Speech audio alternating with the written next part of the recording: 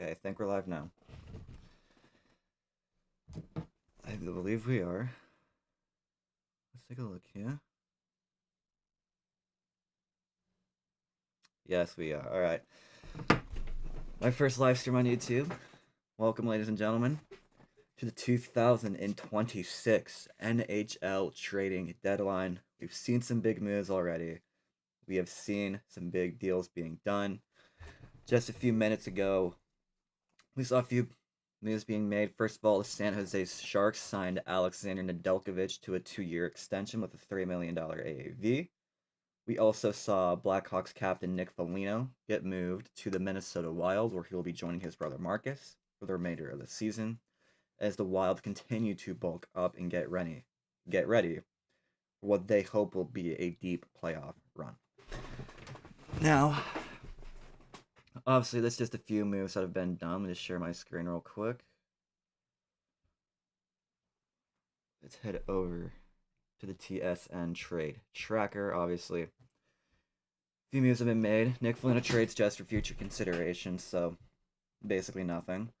Well, let's go over the big ones for the last few hours. Obviously, we got a lot of time left. We still have 2 hours and 50 minutes before we reach the trade deadline, so a lot of stuff there. But it started last night, but since midnight there have been, let's count this now, 1, 2, 3, 4, 5, 6, 7 moves today, and 4 of them happened within an hour and a half of the clock striking midnight yesterday. So we're gonna go over these one by one. I'm gonna talk about each deal a little bit, as well as some other moves outside of that. But starting off, we're gonna go over with this trade right here. This one came out 20 minutes after midnight.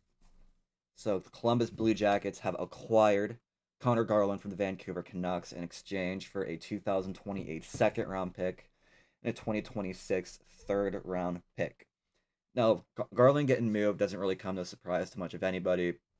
Vancouver has really sold off all but one of their major assets at this point. We saw JT Miller get traded last season at the trade deadline. We saw Quinn Hughes traded at the beginning of the season.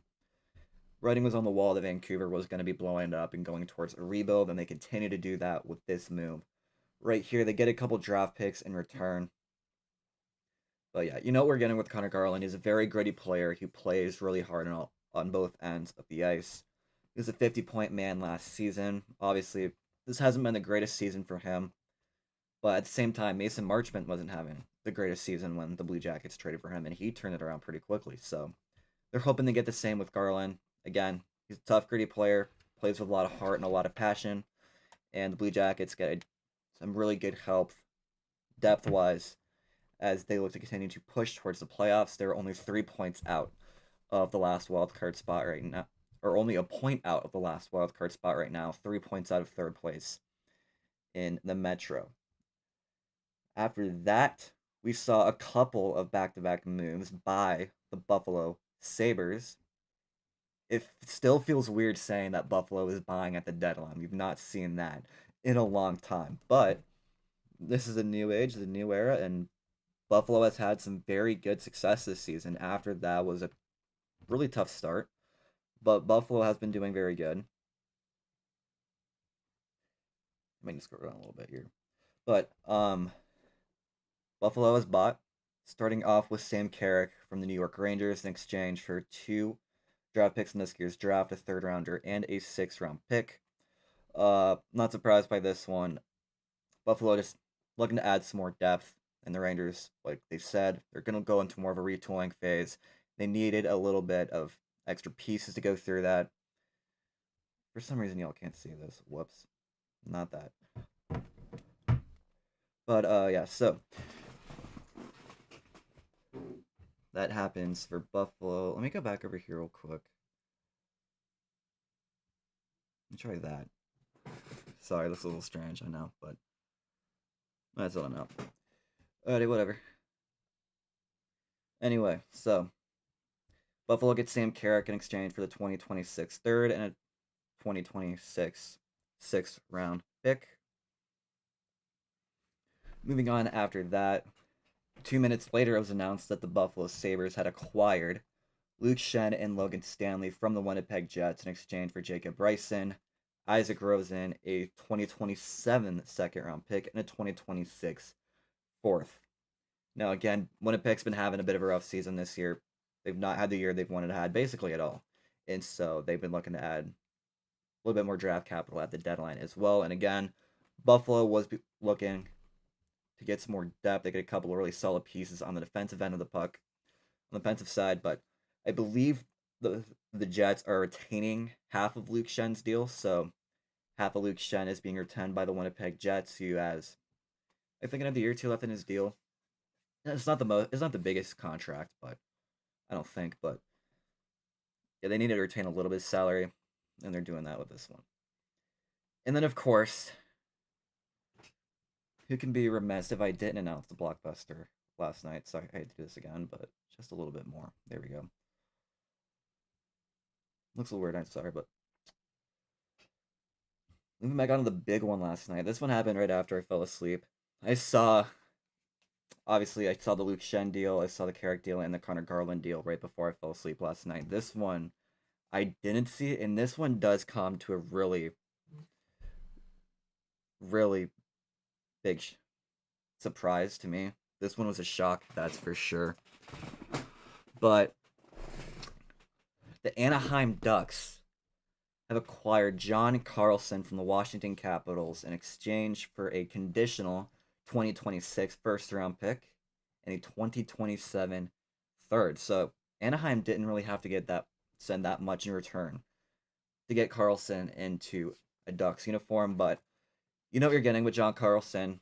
He's arguably the greatest defenseman. Not really so much arguably, he just flat out is the greatest defenseman the Capitals have ever had, numbers wise and everything. He's 36 years old, so he is in the latter half of his career, but he has been having a really good year this season, and he's on the last year of an $8 million AAV contract, so he is going to need an extension after this year, but thing for the Ducks, they saw themselves in a really good chance to contend for a playoff spot. They do have a very good team this year in Anaheim, and Carlson is going to be a very great addition to that. I'm a little bit shocked still that Washington did choose to move on from John Carlson, but at the same time, it hasn't been the greatest season. They're not necessarily what they were last year. I thought they might try to buy a little bit, but once I saw them trade Nick Dowd, I had a feeling they might have been trying to go towards more of a selling side, and they confirmed that with this move right here. Now, I did mention the first round pick in the deal was a conditional draft pick. The 2026 first round pick is conditional. The condition is if Anaheim doesn't make the playoffs this year, they will have the option to retain this year's first round pick, so the 2026 first rounder, and instead send next year's first round pick to Washington. That's the condition on that pick right there. But again, this was the blockbuster of the night. The first of what I'm expecting to be a few blockbusters today, so be on the lookout for that. Sorry, I keep adjusting my screen. I'm trying to get it right here. How much should we go? Right there, I think is a good one. So I'm just trying to get this right. Trying to make this a right angle.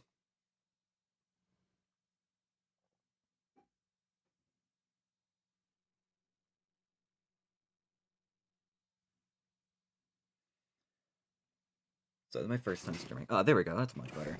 All right, so, and then moving up, we've had a few trades go down to oh, damn, I didn't see that. Okay, it's another interesting one in there. We'll get to that one in a second. But yeah, we saw the Minnesota Wild getting another depth piece. Bobby Brankel in Minnesota in exchange for David Jiricek. David Jiricek was the 5th overall pick by Columbus in 2022. He hasn't been what we thought he would be in the NHL level just yet, so he gets dealt again. And Minnesota gets Bobby Brink, another really solid forward. He's going to be another solid piece of that forward depth that Minnesota has right now. I don't want to talk about this one that much. It was mainly AHL guys, minor league guys who haven't been in the league just yet, so I don't know much about him. Can't really talk about him. And then getting Nick Foligno, obviously, I said not long before the stream started that Nick Foligno had been traded from Chicago to Minnesota in exchange for future considerations. Minnesota Foligno is going to be another piece yet again. Minnesota is just looking to add more and more depth after all. Minnesota does firmly believe that this could be a special season. They easily have the pieces to go far. And adding a guy like Nick Foligno, who's a really good leader in that locker room, there's a reason he's been a captain of two teams. It's because he has that locker room presence that's very strong. He leads the guys very well. And that's what you're getting with Nick Foligno, even if he doesn't hit the score sheet as often as he once did. And obviously, we just saw it. Was not expecting to see the Kings sell a few pieces after trading for Artemi Panarin. I thought the Kings were going to be firmly contending for a playoff spot. But I guess not. So, there you go. Corey Perry is going back to the Tampa Bay Lightning in exchange for a future second round pick. Corey Perry had been having a great year for the Los Angeles Kings. I thought that they were going to keep him around and really try to go on a deep run this year, but I guess not. So that's a big one right there. Corey Perry on the move to the Tampa Bay Lightning. So was not expecting that one. Oh wait, yeah. That's not what's press. Has Freeman posted about it yet? Yeah, I got 2 pages open right now. I got uh Trade Center open, and obviously Elliot Friedman, the NHL's probably top inside reporter. I'm just seeing that Evgeny Malkin will have a hearing today. Yeah, that was, if you saw that play that Malkin had yesterday on Darlene, that was pure classic Evgeny Malkin dirty hit. So yeah, that's an interesting one. But yeah, those have been the trades that have gone down so far today. And obviously, it's only 12:20. We still have nearly 2.5 hours until the trading deadline. I'm gonna be live until 3:30. I was hoping to go until 4, but I got some things I gotta do before the end of the day. So we're going until 3:30 strong. We're gonna talk about these trades. Um, I'll just yap a little bit, but let me move this back over again. And I'm sorry this is taking me so many times to get this right, but I don't want this to look incredibly weird. I'm not going back and forth in between my computer, going back and forth between OBS and YouTube. I'm trying to see how this looks. There's a little bit of delay on my stream.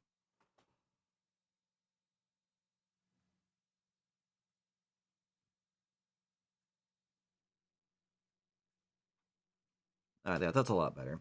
So you don't see the full one. I'm sorry about that. I'll try to get you as much of it as possible, but anyway, let's go back down the list a little bit here. But yeah, just going back over the Carlson deal again. I do think it's a really, really, really good deal for uh Anaheim. They already have Radko Gudas on the back end, who's a really big veteran presence for the Ducks. But adding a guy like John Carlson, I mean, he's got the Stanley Cup winning pedigree. He's won the Stanley Cup before back in 2018 with Washington. He's a really good veteran leader. He's one of the better two-way defenders, arguably the best two-way defender in the NHL. So he plays well on either end of the puck, and so great trade by Anaheim. It could end up just being nothing more than a rental. After all, Carlson's a UFA after this season, but for a Ducks team that does clearly not only believe that they're going to make the playoffs, but who believes they can go far, this is a really big deal for them. So congratulations to Ducks fans on getting your big name player. I'm sorry they keep on adjusting this, but I do want to adjust this right because clearly this thing's not in screen fully.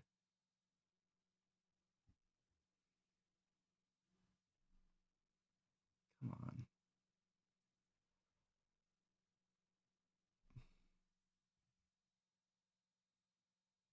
Let's get the top end of it in here. Alright, there we go. It doesn't look as weird anymore. So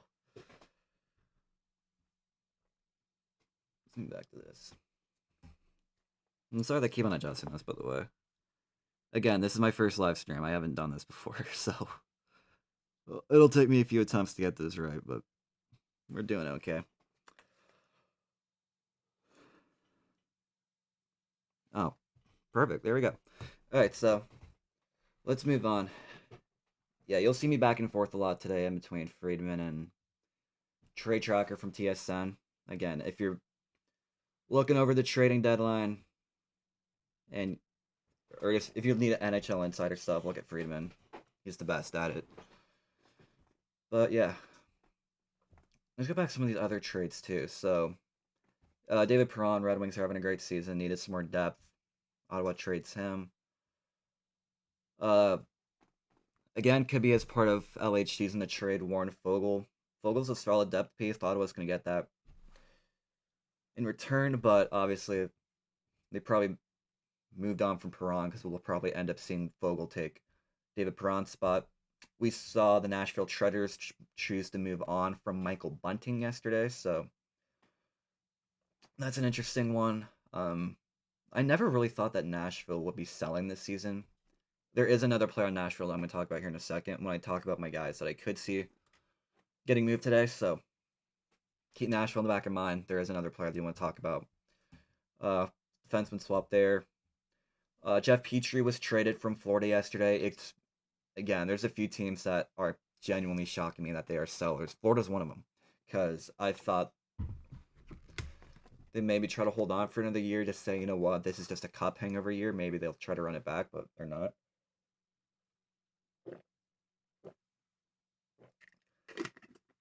We saw that yesterday. It's official that the Toronto Maple Leafs traded Mitch Marner for jack shit. They traded Nicholas Raw, the only player, Roy Waugh, whatever the fuck. They traded him to the Avalanche trade, a conditional 5th round pick of this year's draft, and a conditional first next year. The first round draft pick is top 10 protected. Colorado does have 3 5th round picks in 2025, so the pick that Toronto will get will be the lowest of them. Again, the move that really made us see that Washington was probably going to be more of sellers this deadline when they decided to trade Nick Dowd to the Golden Knights in exchange for Jasper Vikman, a 2027 third rounder, and a 2029 second. So, second round pick a lot in the future. How much more am I going to go over? I'll go over these few real quick, and then I'll head back up to the top. And I'll talk about Stamkos, but so March 4th, sorry. The Utah Mammoth acquired Mackenzie Weegar from the Calgary Flames in exchange for Olimata, Jonathan Castagna, and 3 second-round picks. And I mean, for Mammoth fans who are left over from the days they're known as the Coyotes, this is why you stockpile draft picks. So when a team does become good again, and you see an opportunity to buy at the deadline and get a piece you desperately need at the deadline, you have assets to spend. That's exactly what Utah did with this. They have taken a lot of great steps forward the last couple of seasons, and they've really looked like they were only missing defense. I think defense for Utah was their biggest need. They traded away Olimata, but in return they're getting Mackenzie Weegar. Weegar is really a jack of all trades, and he's pretty damn good at all of them. So, and I know when the Flames traded Tkachuk to Florida, with Weegar being one of the pieces back in return, obviously the trade hasn't worked out for Calgary that much with them now trading Weegar, but one of the bigger pieces they were excited about was Mackenzie Weegar because he's great defensively, he's solid on offense, he'll get you time on the power play and the penalty kill. Again, he's a jack of all trades, and he's pretty good at all of them, so that's a really good piece going to Utah for a Utah team that could make the playoffs for the first time. While being known as the Mammoth, being known as a Utah hockey team in that franchise, is first time in the playoffs in a long, long time. I think over a decade since that organization made the playoffs back when they were known as the Phoenix Coyotes. So, this is a really big news for Utah. We saw Nick Blankenburg being traded from Nashville to Colorado. Colorado tidying up on defensive depth a little bit. Again, Colorado, in my opinion, is the team to beat, so they need to make a move. Only traded a 5th for him, so good for them. And then the last big trade I wanted to talk about is probably the NHL video game legend.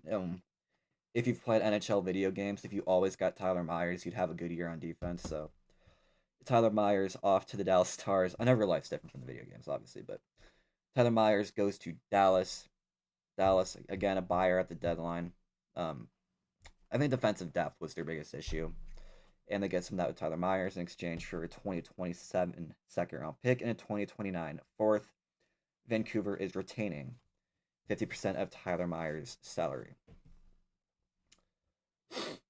And really, that's about it. I would talk about Panarin, but I feel like that's kind of set in stone already. Panarin did score his first goal as a King yesterday, but yeah, we're still waiting for the official update on what second round pick the Kings are getting in return. But yeah, the Lightning do have a really good team this year, and they do want to go back to the finals, obviously. But everything was really falling into place for Tampa Bay to go on another deep playoff run. So they get Corey Perry.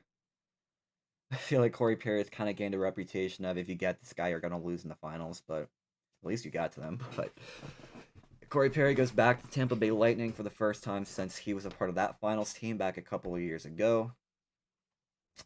And the Kings get a second. So interesting to see how the Kings traded for Artemi Panarin, wanting to go more and more in on this season, and now they've traded away depth pieces. They traded away Warren Fogle, and now they're trading away Corey Perry. But very interesting, to say the least.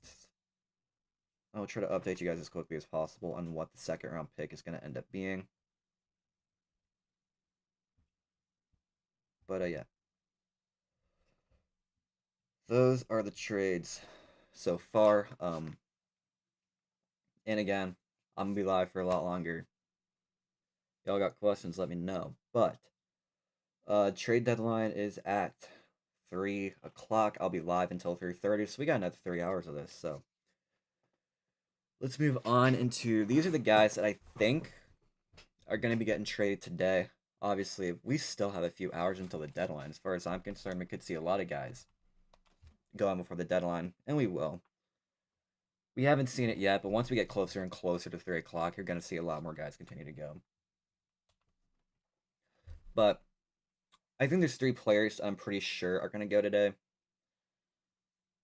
Let me see.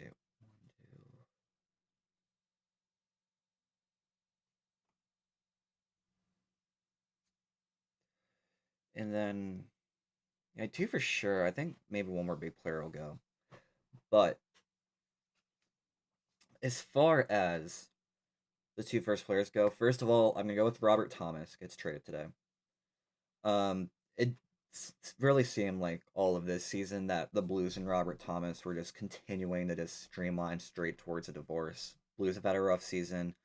They tried to trade off Colton Parayko.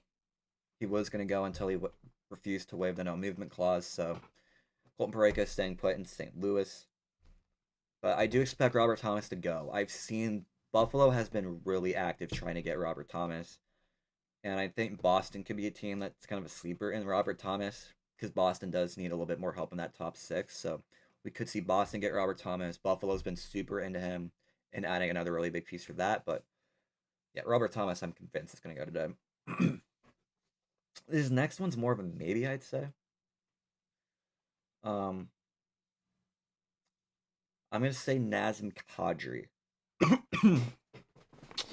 We'll go today. And that's more of a maybe for not because teams don't want him, but the thing about Kadri, he's 35 years old.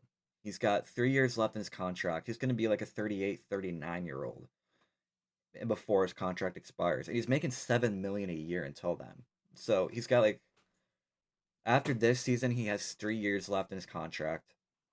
He's having a terrible year this year. After nearly scoring 70 points last year, but I knew from the minute Kadri signed that deal that they were going to regret that contract later on. I mean, plays a really physical game, so I mean, in the NHL, players who play a more physical style of game, they tend to start falling off a little bit sooner. I feel like we've started seeing that with Kadri this season. Granted, Calgary's kind of sucked as a whole, but Kadri's definitely had a rough season. So it definitely feels like if there's a time to trade him, it's now. Because while he could get better next season, if he gets worse next season, it's going to be even harder to move him if you could even move him at all. Obviously, like I said, he makes $7 million this season for a guy who's not played like it. So there's a really good chance that Calgary is going to have to retain a good chunk of that contract. I wouldn't be surprised if they retained half of it at least, just to get a team to want to move him. But uh, I think Kadri is the guy who's probably going to end up going. He's had a tough season. It's not been his year. So I think Kadri's going to end up going. And we're going to see Kadri playing for a new team next year. I've heard the Avalanche. I just don't think the Avalanche could afford to take on his contract, especially not all of it. But I've heard the Avalanche root to Kadri a bunch. And yeah. That's Kadri for you. There's a few players I've seen rumors for who could potentially be going this deadline. And I think I've started to see Sergei Bobrovsky go up a few times. Especially with the last few days. A lot of people think the Panthers might trade Bobrovsky. I personally don't think that'll happen. I mean, I'm not sure if this is the last year of Bobrovsky's deal. It's one of the last, I know that, but I think they'd keep him around for another season. I don't see why you trade Bobrovsky yet, but there have been rumors that Bobrovsky could potentially be on the move this deadline. I've heard Jason Robertson a couple of times in like some nightmare scenario. Personally, I don't see Jason Robertson going at all, but you never know. Oh yeah, there's two more, and Elliot Friedman did touch on these two. Uh, Vincent Trocheck with the Rangers. I've talked about the Rangers in a past video I've made on this channel, but the Rangers have been having a tough season. They were the first, and I think so far really the only team in the Eastern Conference that's for sure said they don't want to make the playoffs this season and that they're retooling. And so we already seen Panarin go. People have been wondering, is Vinny Trocheck going to go? Now, the Rangers haven't said they're not open to trading him, but according to what Friedman said today, and here, let me go back to sharing my screen real quick just so I can show you the official tweet. Because Friedman did talk about him earlier.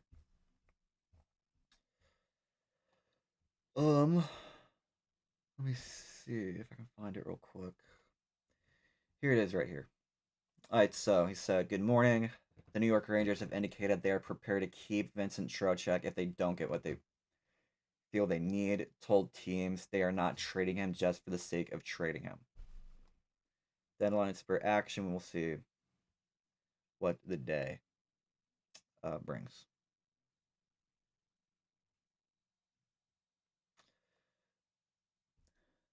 Yeah, that's more time going over John Carlson when he's went to Washington. But yeah, John Carlson's been beyond special player for the Washington Capitals. Again, he's I'll say it, he's the best defenseman the Capitals have ever had. So definitely a shocker that they're choosing to move on from him so quickly. I thought he was gonna be a Capital for life. I thought he'd sign an extension and then he retire when the new deal was over. But hey, sometimes trade deadlines end up stirring up some crazy things. In this instance, Corey Perry went when I didn't really think he'd be gone. And now we have uh John Carlson gone between the team.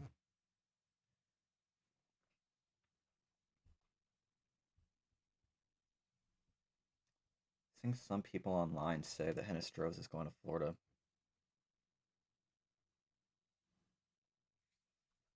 That'll be an interesting one. I feel like Hinostroza again, more of a depth piece, more middle six type of guy. If he does get traded. Um, but I'm hearing rumors that Hinostroza got traded. Nothing official yet though. Especially not that I've seen. But yeah, Vinny Trocheck. Yeah, back to Vinny Trocheck. But the Rangers said they're only going to trade him if they get what they want. They're not in any kind of hurry to move on from Vincent Trocheck, so there's a good chance he may not go. But at the end of the day, I feel like once we get closer and closer to deadline time, the odds will go up. Because I mean, if a team sees a guy that they want and they know that he's a high price, they may not want him at first. But at the end of the day, if you need the guy if you feel like you absolutely need this guy on the team, that he's going to be a huge difference maker to your playoff run, you'd be willing to go up, shoot up to some just crazy high prices. So yeah, they said they're not pressured to move Trocheck, but I still wouldn't be surprised if he got moved. And then the next one from the Philadelphia Flyers is Rasmus Ristolainen. He does have 2 years left in his deal, and the Flyers said, kind of like Trocheck, they're not like trying to get rid of him right now. I feel like for him it'll be more of a matter of they hold on to him for this season, and then reassess things a year from now at next year's trade deadline. If you're in a really good spot to make the playoffs, keep him around, try to extend him. If not, maybe then you try to trade Ristolainen. But again, I wouldn't be surprised if he did get traded from Philadelphia before his time in Philly was over. Question is whether or not it's going to be this deadline, if it'll be next deadline, or if it'll be in free agency when his contract's up. Yeah, those are the two big ones right now. Sorry, I made my computer a little bit, but again, go back to my screen, just pull everything up again real quick. Back to what Friedman said earlier. Yeah, this was what I was talking about right at the beginning of the stream. Delkovich signed a 2-year deal, $3 million AAV. One of San Jose's top goaltenders are staying put. I know this is NFL, but if you're a fan of the Raiders, Geno Smith got cut today, so well, something in the NFL as well. But this is what I'm talking about. Carlson, still blown away by this one. Anaheim stepped up for Carlson, one of the best players in Capitals history, is having a terrific season. He was asleep when the trade occurred earlier in the week. Capitals verbally agreed to Nick Dow deal with Vegas slate. The night before, the trade call was delayed until the next day, but the news got out beforehand. Caps were upset about that. They didn't want Carlson to find out that way. They decided on the opposite approach this time, informing Carlson sometime Friday overnight.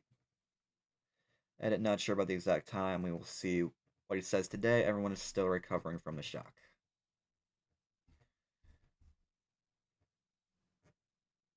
But yeah. It was definitely crazy waking up seeing that Carlson got traded. I mean, again, I was not at all expecting Carlson to get moved ever. I thought Carlson was going to be a Duck for life. Not a Duck, a Capital for life. That he was going to sign one more deal and retire after that deal. So that's a shocker. That's for sure. Still no update on Corey Perry's pick.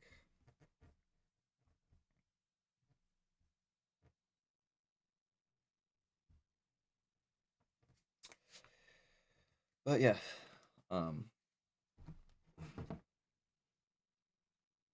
41 minutes into this hour, and again, for those of you who do not remember, trade deadline is 3 o'clock Eastern Standard Time. So it is 12:42 right now. Trade deadline's at 3. We still got a little over 2 hours and 15 minutes until the trading deadline. 2 hours, 18 minutes to be exact, but countdown is on. That is for sure.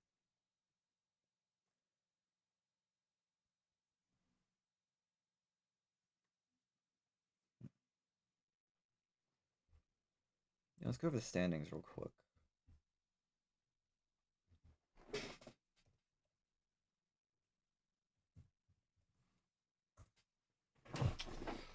Alright, so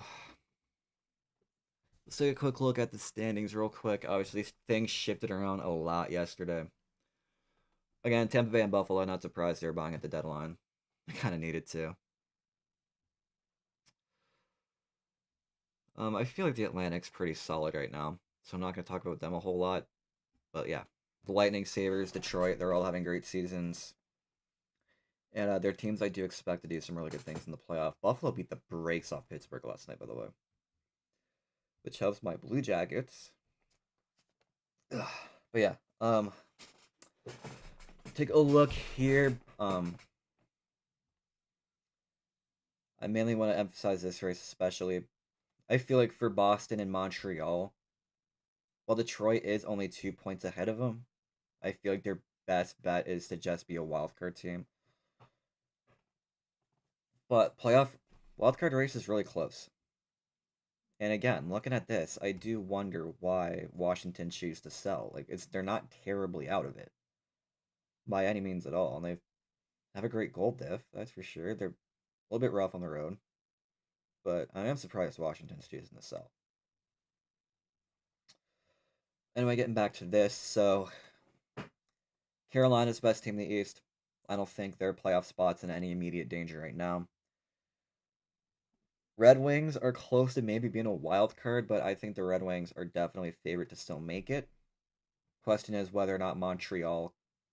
Question for the Red Wings right now: can Montreal catch them and leapfrog them for third place in the Atlantic? I think the big teams I do want to mention are the Bruins, the Blue Jackets, the Penguins, and the Islanders. So four teams super heavily in it right now. Pittsburgh had a very rough game yesterday. Lost, I believe it was 5-1 to Buffalo. We saw Friedman talk about how the hearing for Malkin's cross check to the head against Dahlin is going to be talked about today. He did get a game misconduct for that. A game misconduct that really completely flipped the momentum into the favor of the Buffalo Sabres. But that's happening today. Islanders lost to the Kings. I believe it was 6-3 or 5-3 yesterday night. So the Islanders have dropped another one. Both the Penguins and the Islanders have dropped back to back. Canadians have lost recently. The Bruins have lost recently, and mainly in this situation, we need to talk about Blue Jackets have won 3 straight. They improved to 13-2-1 under their new head coach Rick and Bowness, and it really did seem like that head coaching change came at the perfect time for the Columbus Blue Jackets. But yeah, they were only 1 point out of the playoffs today. They're even with the Bruins on games, so at this point, every time you win a game matters. And that's a stat I do want. I feel like it's a number that doesn't get talked about enough is the games played. So we see, especially because I'm noticing it now. For third place in the Atlantic, Detroit's got 77 points, Montreal has 75, but Detroit's also played 2 more games than Montreal. Assuming Montreal wins both games, they'll be at 79 points, only 1 point behind Buffalo for second, and knocking Detroit back down to the wild card.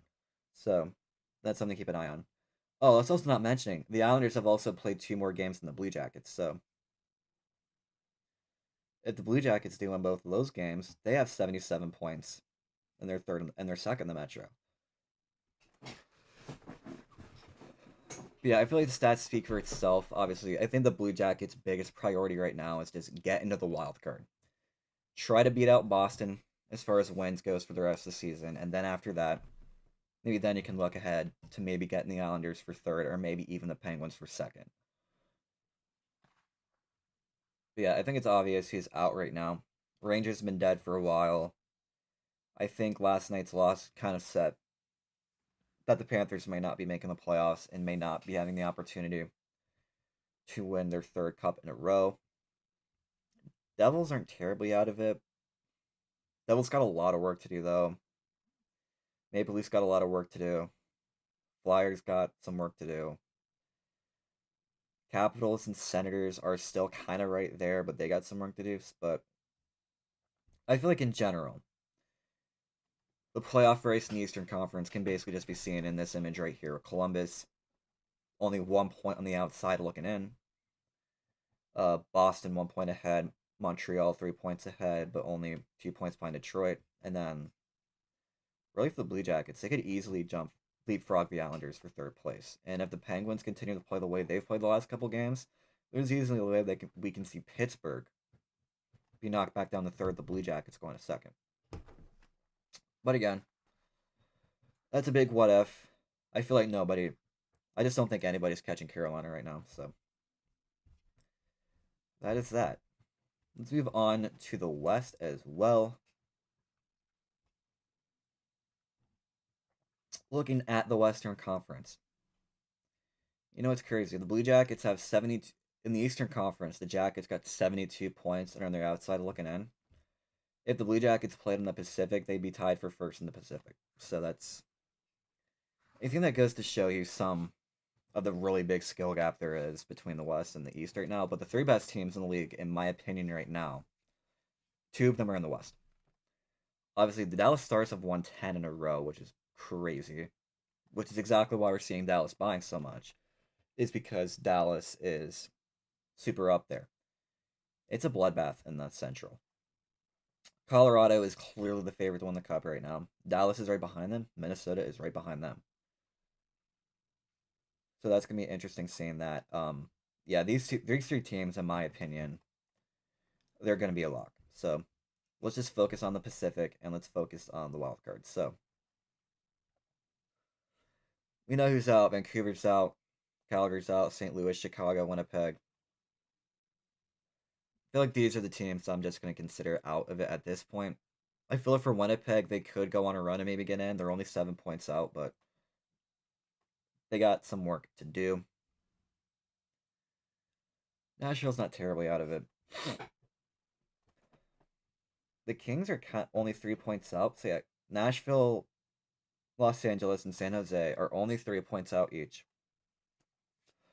Although we are seeing Nashville and the Kings kind of sell going into this deadline. Uh, Sharks, I don't expect to make too many more moves. They re-signed Nedeljkovic. They got Kiefer Sherwood. They extended Sherwood long term. So I think Sharks are going to be fine selling with what they got as far as trading goes. Yeah, into the race. We see Vegas winning the Pacific with 72 points. Anaheim second with 71. They add John Carlson. That's going to help them out a little bit more as far as to not only keeping their playoff spot goes, but winning the Pacific. Got the Oilers in third. We saw them move on from Mangiapane. I believe that was the Oilers who traded Mangiapane, right? Oh yeah, Hinostroza to get traded to Florida. So yeah, that's that. But yeah, the Oilers, I believe they traded Mangiapane. Mangiapane just kind of needed to go, but yeah, the Oilers could be in danger of dropping out. The Oilers could miss the playoffs this year. If San Jose, Los Angeles, or Nashville can go on a run, and the Oilers struggle, there's a good chance that neither team from the last two Stanley Cup Finals makes it even makes it to the playoffs this year, and that would be crazy.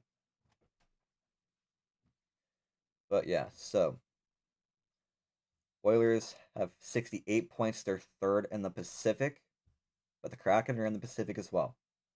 So are the Sharks. Kraken are only a point behind him. Sharks are only 4 points behind him. So, two games basically. Mammoth, our central team. I think the Mammoth are central, right? Am I dumb?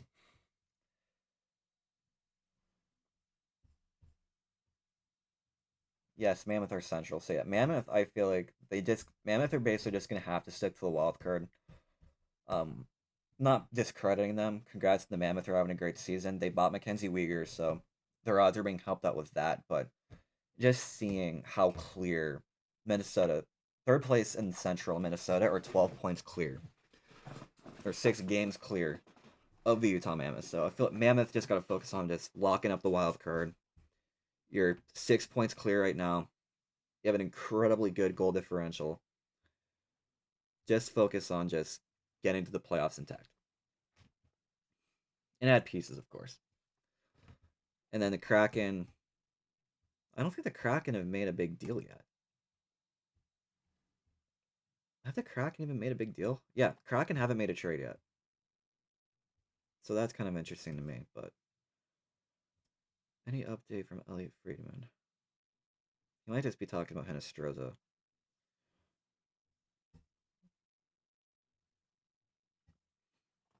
Ooh, that's a nice one. So Jordan Eberle signing a 2-year extension in Seattle. That's gonna help him out a little bit. But yeah, Western Conference, the Western Conference, the best teams in the West, the three best teams in the West, in my opinion, are the favorites. Outside of that, the Eastern Conference is really strong. But yeah. Also, for the Blue Jackets fans, um, there is an interesting thing about them training for Connor Garland. There were rumors that it existed throughout the game yesterday, or just throughout the day yesterday in general, but they did choose to make the move after the game, in which Mason Marchment left in the second period. So I think the big question to ask about that. So again, if you didn't watch the game yesterday, Mason Marchment left the game in the second period with an injury. He didn't come back. And then a few hours later, after the game ends, Blue Jackets are trading for Connor Garland. Are they trading for Connor Garland because they need that depth? That they just thought Garland would be a really good depth piece? Or did they make that move anticipating that Marchment's injury was a little bit rough and that he might be out longer term? Don't know just yet. That being said, it does come interesting to see the timing of this deal going down. I might have to unplug my microphone soon. Or unplug my camera because my computer's already running low. Come on, man. EBS, God, OBS is using so much is using so much power right now. It's okay. Whoops, not mean to do that.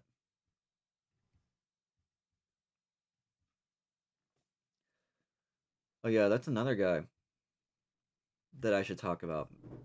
Matthew Nyes. There have been rumors that the Leafs might be wanting to trade Matthew Nyes. Um, what do I say about that? So, obviously, we know that last off season, the big question was: were the Leafs going to go on the path of staying with Matthew Nyes, or were they going to try to go after Mitch Marner? Because obviously, with the cap situation and everything, it didn't look like they could resign both. We saw their decision. Leafs kept Matthew Nyes. Mitch Marner goes off to Vegas. Vegas, who's in the playoff race right now, firmly in the playoff race. So, and now we're seeing the Leafs having the season they've been having. They're not even close to being in their playoff race. As far as the division right now, they're still kind of in the race. They got a lot of work to do, though. They're just not having the season that I don't think anybody thought the Leafs would have.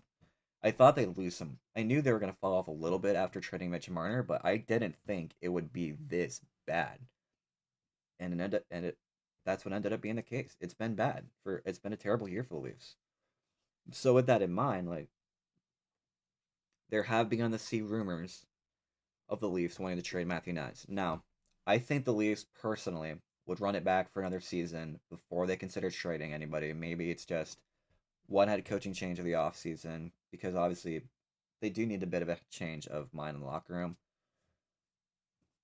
You know, players are having a rough season, but obviously it starts off with the head honcho and that's head coach. So maybe a coaching change, but I think they run it back for they consider trading pieces. But if the Leafs do believe that they need to rebuild, I wouldn't be surprised if we saw the Leafs start shedding some pieces before the deadline. Which, by the way, is just in a tad over 2 hours. So, Matthew Nyes could potentially be on the move. I'm not expecting it, honestly. Again, I think the Leafs would probably run it back for another season or two before they even remotely considered moving on for Matthew Nyes because Nyes is still super young. And they got him under team control for a few more years, so that's that. But we wait. We wait for another deal to be made.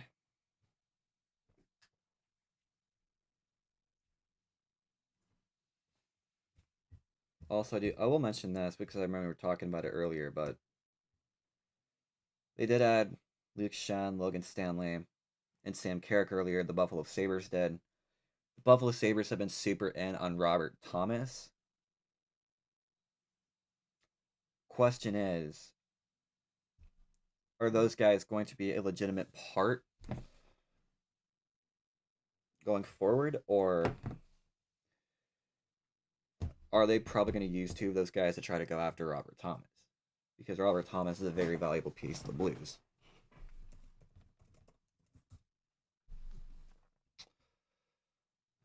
And yeah, like I said, Blues have been open to trading him. It kind of does feel like throughout the season, Thomas and the Blues have been just kind of streamlining towards a divorce, and Thomas getting traded. For some reason, my friend's trying to FaceTime me. Don't know why, but yeah, we know what Thomas can be. He's had a few really good years with St. Louis. Obviously, 2 seasons before this, he was an 80-point scorer. So we know how good Robert Thomas can be when he's at his best. Question is, like, he hasn't been anywhere near his best this season. Can he reach that best with another team? Which is why we're seeing the Buffalo Sabres pretty much super adamant in trying to get him. I wouldn't be surprised if the Boston Bruins stuck their nose in there from time to time. Bruins do need some help in the top six. Robert Thomas could be a great addition. And again, for a few of these guys who are on the block right now, it's like sure they might be having a rough season, but I think Mason Marchment and what he's done in Columbus could easily show. Just because you're having a rough season doesn't mean you can't turn around.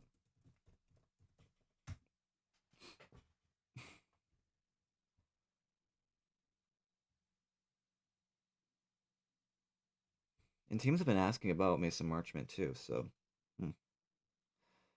interesting one. But yeah, Mason Marchment on this season, 48 games played. He's got 14 goals, 16 assists, 30 points, a plus minus rating of 6.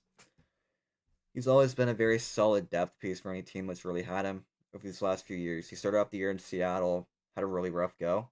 Comes to Columbus, he's been only 2 points shy of a point per game. So if you're a fan of these teams who are acquiring some of these big name players, but you see them having a rough season, don't be super hesitant towards it because Marchman was having a terrible season in Seattle. Comes to Columbus, he pulls a 180 and he's having a great time and a great year playing for Columbus. So just because you look at the raw stats and you don't see the best, don't be concerned by it because I think Marchman's proven that just because you're having a rough season doesn't mean you can't turn it around and be better after that.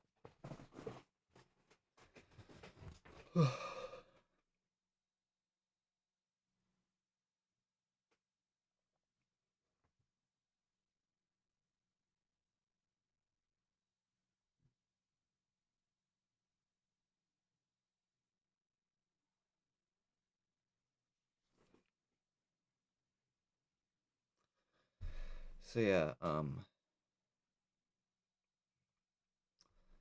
those are definitely the big guys. And again, we are waiting.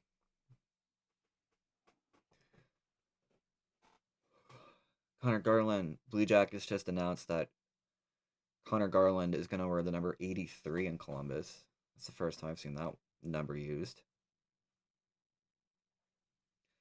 For the UFC fans, Holloway and Oliveira both made weight. Holloway at 155.5, Oliveira 156. So for the UFC fans, main event set up for tomorrow. Oh, and not to mention, Dana White said he's announcing the White House card tomorrow, so that'll be fun. Officially under 2 hours until the NHL trading deadline, so again, be ready for some moves, fellas. It's gonna get interesting. I haven't seen the most yet again, but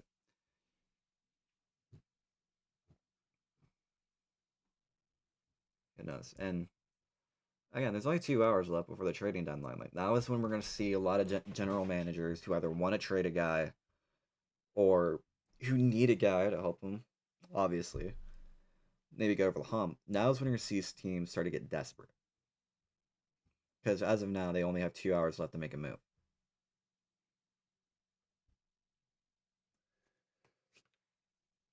Um.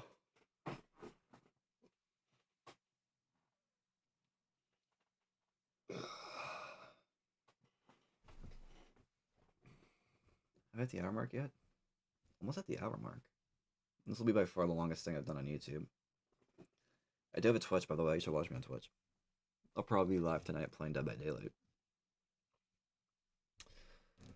But yeah.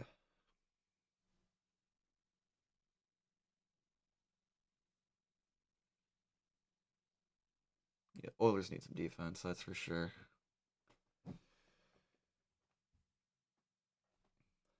We still wait for more moves. I was not expecting Corey Perry to be traded. Oh, there we go. So the second round pick the Kings are getting is from 2028.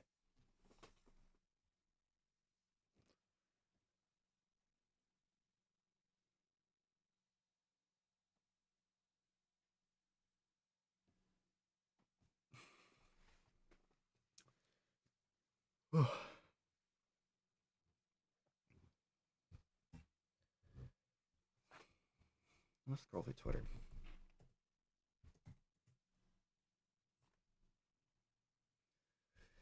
NHL Trade Deadline. Let's see this real quick. Let's go to the latest.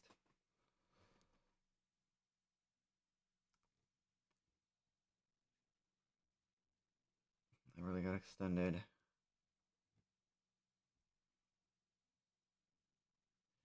You can see a lot of future considerations.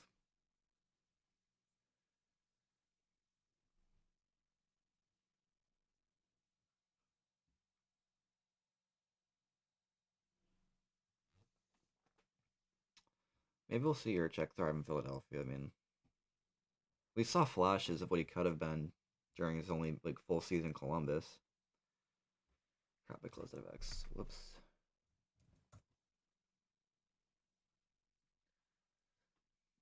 Yeah, I, mean, I just think the big thing for Urchek is like, can he get back to what he was, or can he start to show us the flashes of who he thought he could be when the Blue Jackets drafted him with the fifth overall pick? And we just haven't seen that yet. But yeah, Everly's a good signing for Seattle when they desperately need to make. San Jose just looking to keep up the goalie depth. Continue to do that by re-signing Nedeljkovic.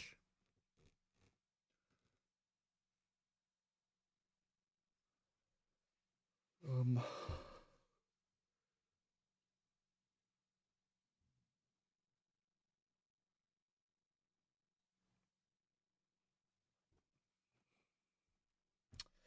it is way too quiet. Something's got to be brewing, right? I think we got to see at least one more big move sometime soon. Any kind of move to talk about. Come on. Continue on Trade Center. We don't do this. Okay, I don't want to listen to that. Come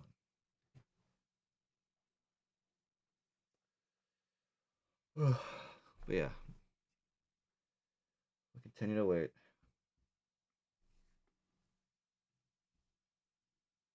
That's like a favorite now. God damn.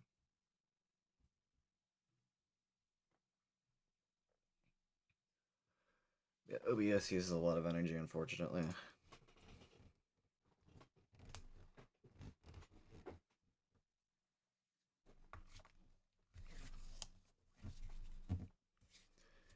Silence is killing me.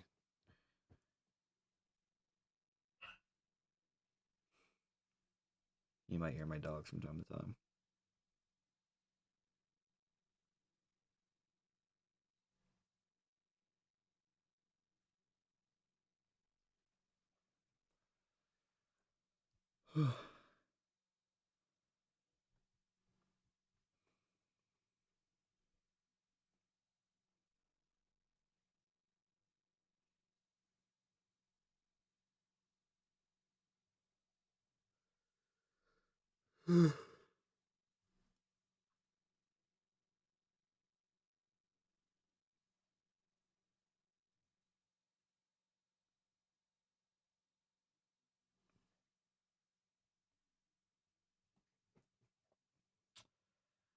But I know this is an exciting stream. Hopefully we get moves sometime soon.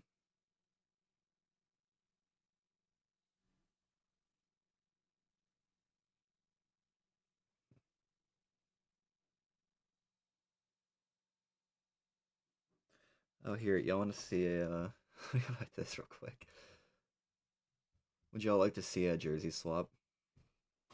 This is what Corey Perry will look like in a Lightning jersey. Because obviously he just got traded. Looks cool, right?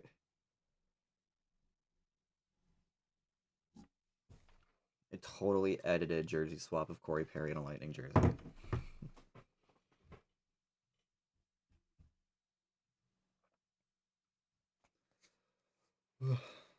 Yeah, I feel like there's just an update. I feel like there is a genuine consensus that Bobrovsky is actually going to be on the block. So there is a good chance we see. I'm not gonna say a good chance, but there is definitely odds that Sergei Bobrovsky might be getting traded before 3 o'clock.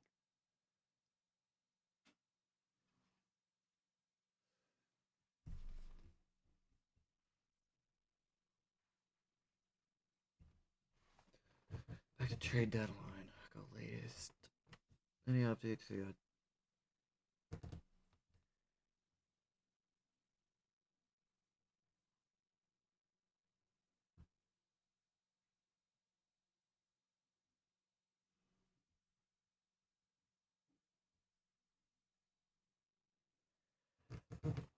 Vancouver.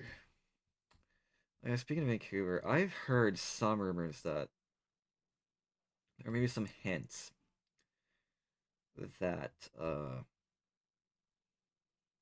what's his face getting traded? Elias Pettersson. I don't see it. I just don't think it makes sense for them to trade Pettersson. You trade Pettersson, you're losing. You're like your greatest hope. Is unserious. Shut up, dude. There's not gonna be a trade of every second. There's gonna be dead space in between trades, pal.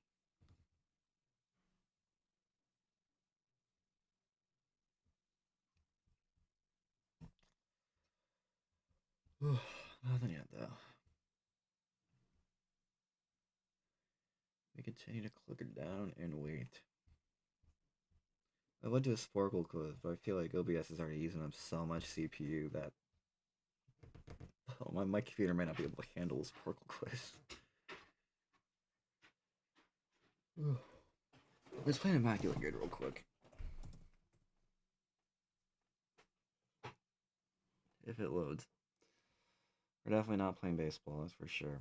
I'll play baseball when we're more in baseball season. Alright. Aaron played for both. Away.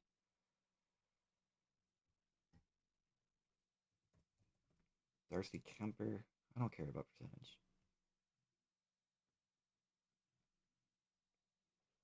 Blackhawks Hall of Fame. It's gonna be Patrick Kane.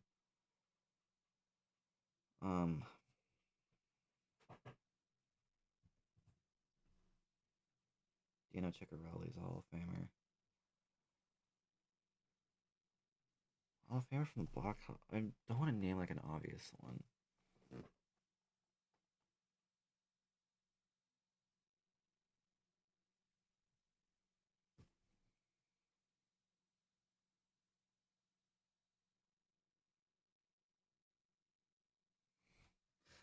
I'm really bad at these. I apparently don't have ball knowledge.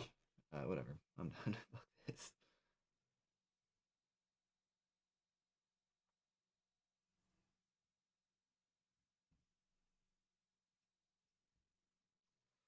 We still wait for another trade. Their TSN's down and nothing's happening. Their GM just gave up.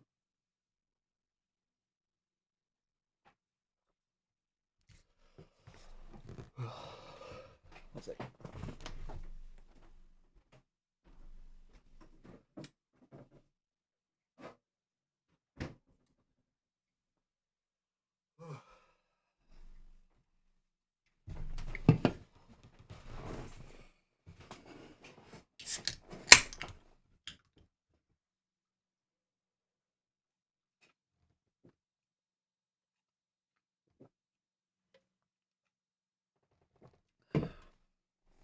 It's a crisp 72 outside.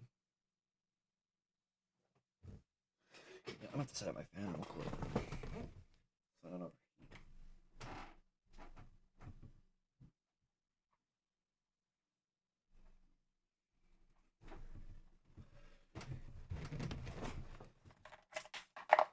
Hopefully we'll get more trades soon.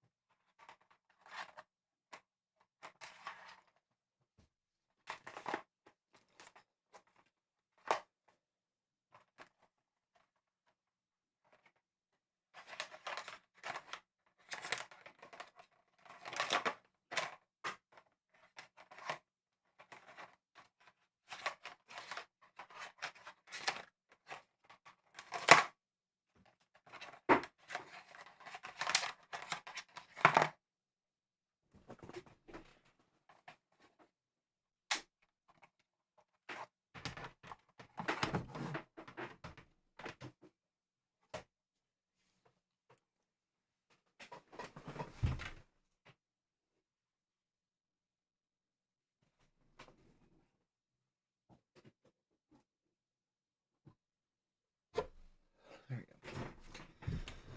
So, hopefully it shouldn't be too loud. My microphone's over here, so hopefully it's not. It's starting to get a little hot in here. You can kind of hear it a little bit, I guess. Yeah, we've been up for an hour. WWW. But yeah. Trade market has been quiet.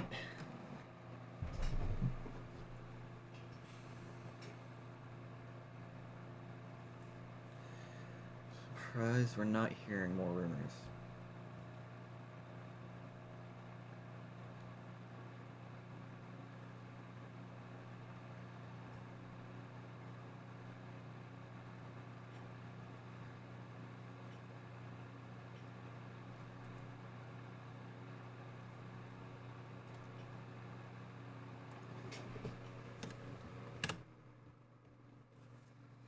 That's why it's so loud. Turn up the 3. I don't want 3.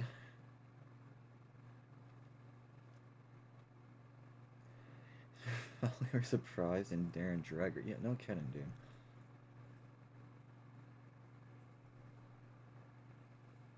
The surprising report's probably just the fact that they're not, like, going out of their way to trade him. Yeah, again, Rangers said they're not in a rush to trade Trocheck. They're only trading him if they get the right deal. They're not trading him for the sake of doing so.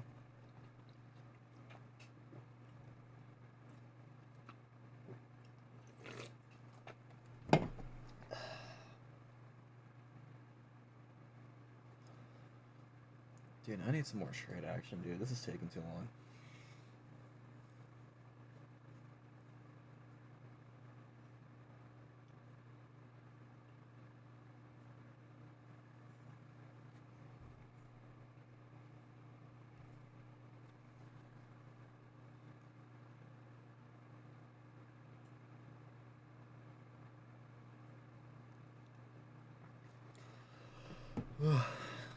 Feels good being able to finally live stream. I've been waiting to get approved for live streaming, and it feels nice I finally have.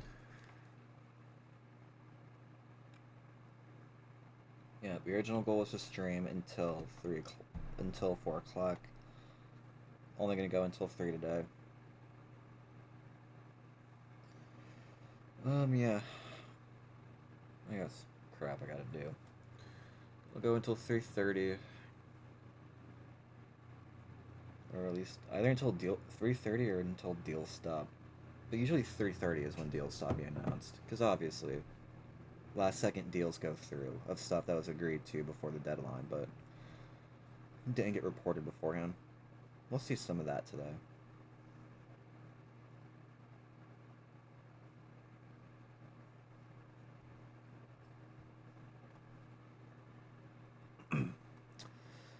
Question is, when are we gonna get that?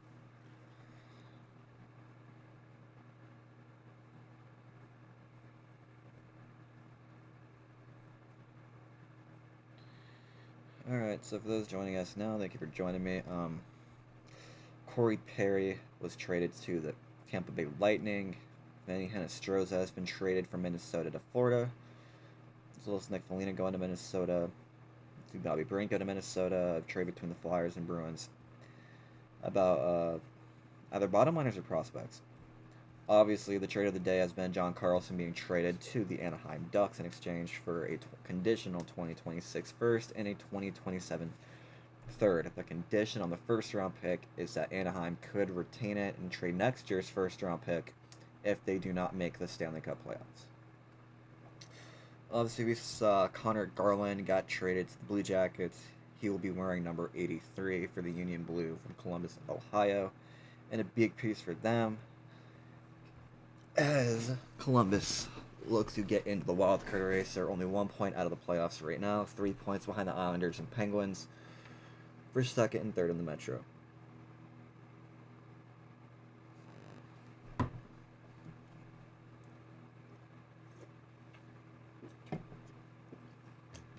But yeah, the trade market was fairly active throughout the morning. Haven't seen anything since 12:47 when it was announced Vinny Hinostroza was traded from Minnesota to Florida.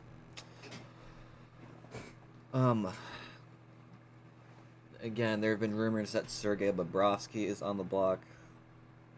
I think everybody is anticipating that Robert Thomas will get traded today. Nothing official on Nazem Kadri just yet. I would still be surprised if Kadri did end up getting traded.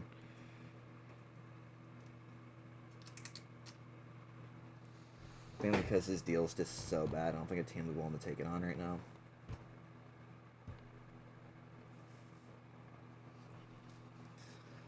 And then the report about Ristolainen and Vinny Trocheck is that we'll trade them.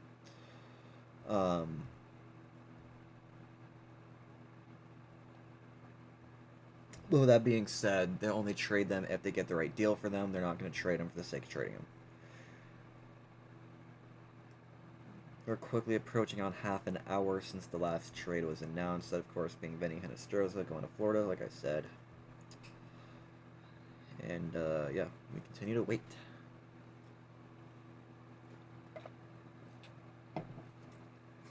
We have officially under an hour and 41 minutes, about an hour and 40 minutes until the trading deadline.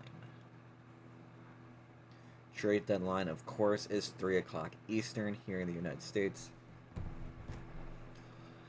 And once the trade deadline hits, we will officially be on the home stretch for the playoffs. A lot of teams only have about 20 or so games left, 21 games left, so we'll be on the home stretch for the playoffs soon.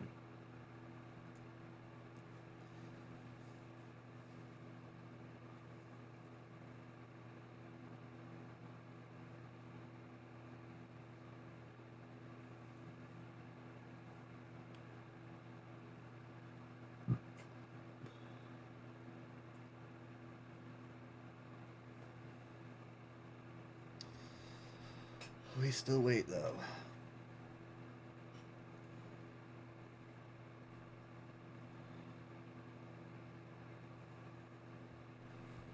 If you want to rewind the live stream back to earlier when I talked about some of the moves that have already gone down, go ahead again. Evgeny Malkin's hearing with the NHL players, what the NHL player safety is today. If you didn't see last night, he cross-checked Dahlan pretty bad.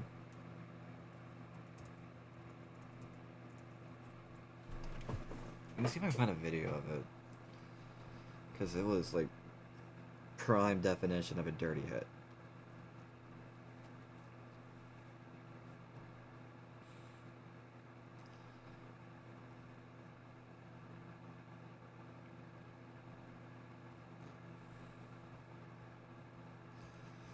Oh man, maybe there's some good video of it.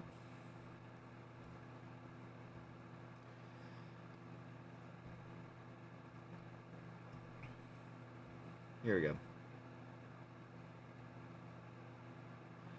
I'll go full screen for this real quick, but oh, Dahlan. Just full-on cross-checks him in the face. But yeah, that's the hit they're talking about Malkin for. And yeah, he has a hearing today with the NHL player safety. So maybe we will see Malkin get suspended. I think he'll get suspended for a game or two. It's not gonna be anything terrible, but I just don't think you can do that kind of a hit and not get away with, and then not get punished for it.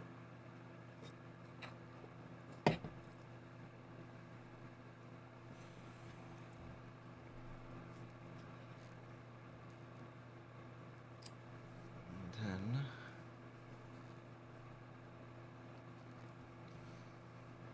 we still wait for another deal.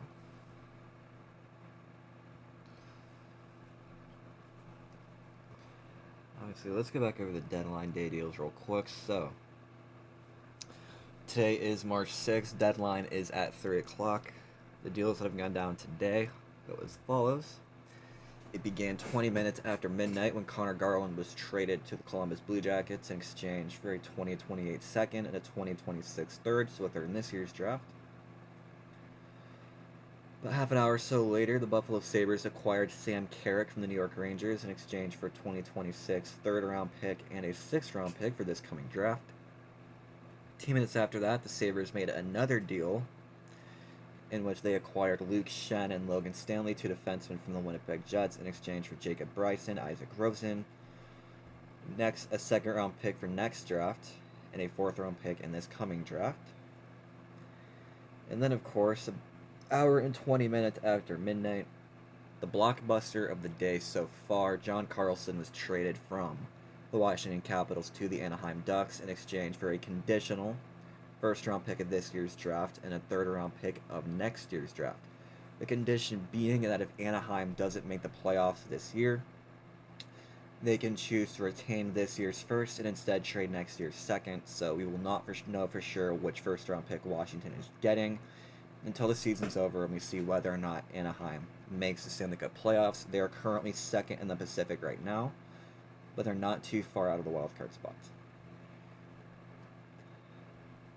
But those, of course, happened while most of us were sleeping. This one went down. The Carlson trade went down when I was sleeping. And then at 10:30 today, around 10:30 today, is when trades picked up again. We saw Bobby Brink get traded to the Minnesota Wild in exchange for David Jiricek. And then we saw the trade of prospects and guys in the minor leagues between the Flyers and the Bruins. We saw the Blackhawks captain Nick Foligno be traded from Chicago to Minnesota for future considerations.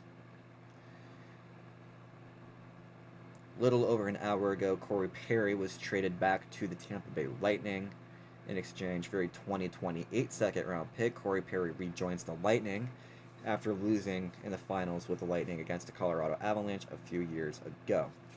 And, of course, the last trade coming at 12:47 when Vinny Hinostroza was traded to the Florida Panthers from Minnesota, so from Minnesota to Florida, in exchange for future considerations. And that has been the trades of the day so far. But of course, we've still got a long ways to go. The trading deadline is 3 o'clock Eastern Standard Time. It's currently 1:27, so a little over an hour and a half until the trade deadline. And we are still waiting for guys like Robert Thomas, maybe Colton Parayko. Maybe his reputation with St. Louis was damaged when they said they were going to trade him. Maybe not. Nazem Kadri is a potential guy available. Steven Stamkos is a potential guy available. Rumors have it that Sergei Bobrovsky of Florida might be on the trading block. Teams have been calling Vancouver about Elias Pettersson, although I do not believe Pettersson's getting traded. But an hour and a half till the deadline, almost.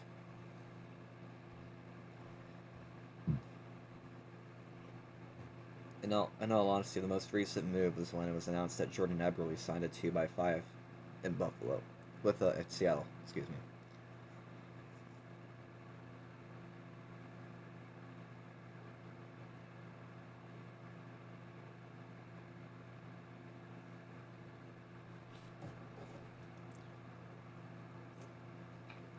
Let me find this real quick.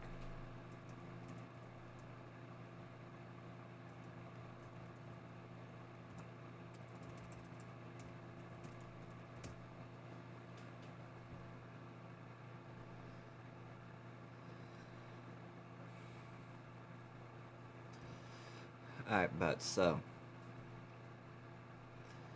we're going to do an S team.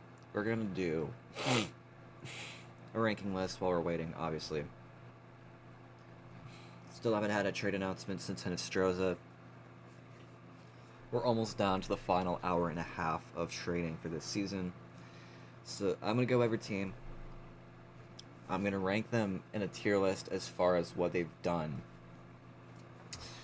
over this deadline period.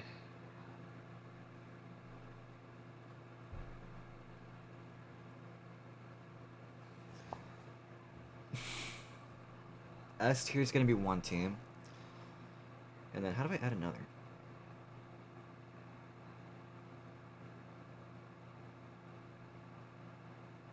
There we go.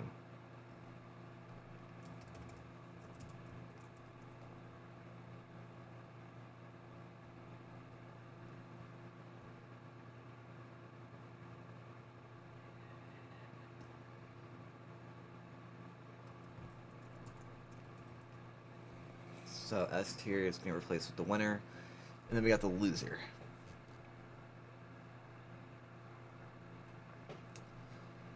And I will be doing this as we go throughout the day. It is officially 1:30 East. We have 1 hour and 30 minutes until general managers are not allowed to trade players anymore.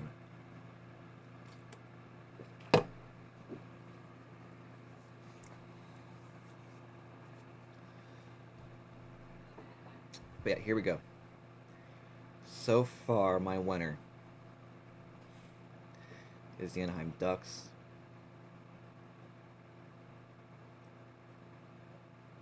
Who's my loser going to be? Who just hasn't had a good deadline?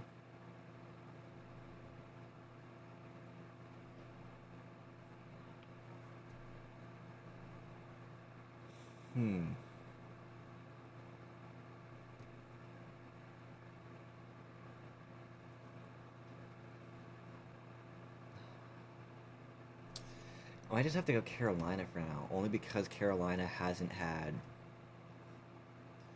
any big moves. Or no, Carolina's going to be D tier.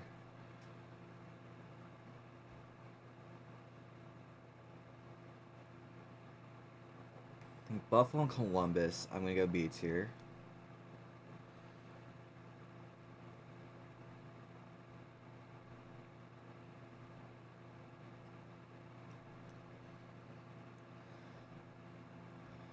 Red Wings and Oilers, I'm going to go C tier. I don't think they have anything good yet. Bruins, I'm also going to go C tier for the Bruins. I'm going to go B tier with the Flames. C tier for the Blackhawks. Maybe D tier for the Avs.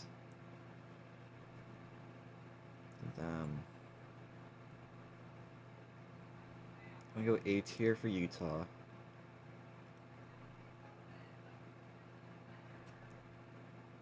Sharks, I think, are B tier.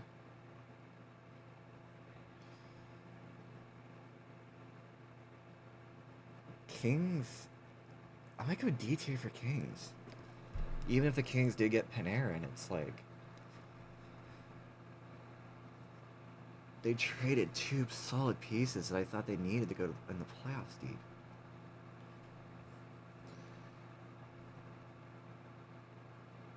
I don't want to watch TSN. All right.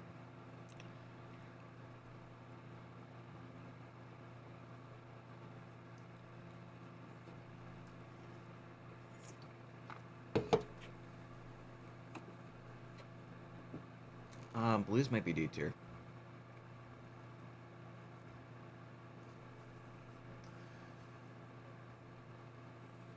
Golden Knights, I'm gonna go A tier because they got Rasmus Anderson.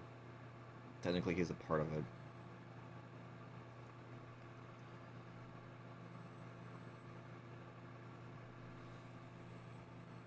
Wild, I'll put in A tier.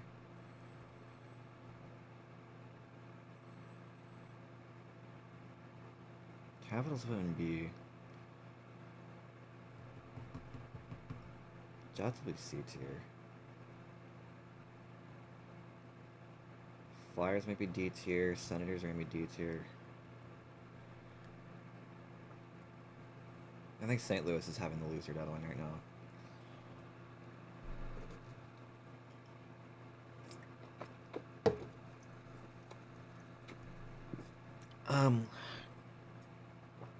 Leafs are D tier. I feel like the Leafs is not committing to anything. Rangers will put in B tier. No, I'll go C tier. Never mind.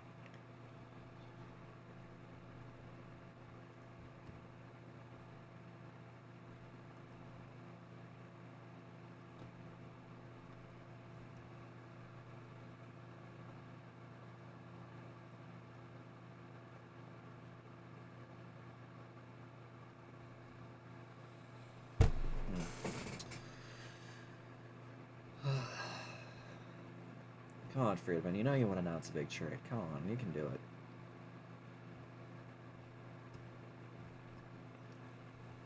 Still no trade since Nostroza. That's wild. Let's see this. Yeah, I just think St. Louis is having a bad one right now. Because I feel like the reason I call St. Louis the loser right now is because I feel like they were a team that people thought needed to blow it up, and they've done nothing so far. I mean, I get they tried to trade Parayko. He declined to waive his no-trade clause, but that's not really in their control. But Canucks might be middle. Because they're doing what they need to do, but I feel like they could have gotten more in return for Garland.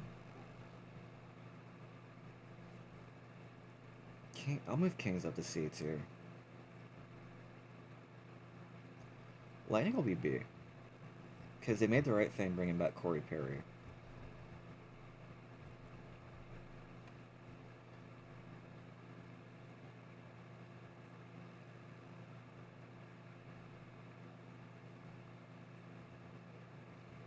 I'm done there. Islanders. Yeah, I'll go C tier for Islanders. They haven't done much. They've done nothing so far.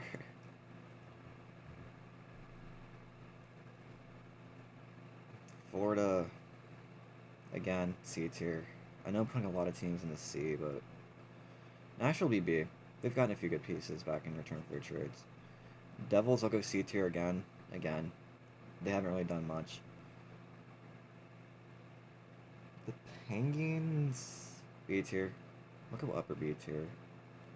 Or maybe mid B tier. And then Seattle, like... Make sure that didn't turn my camera off.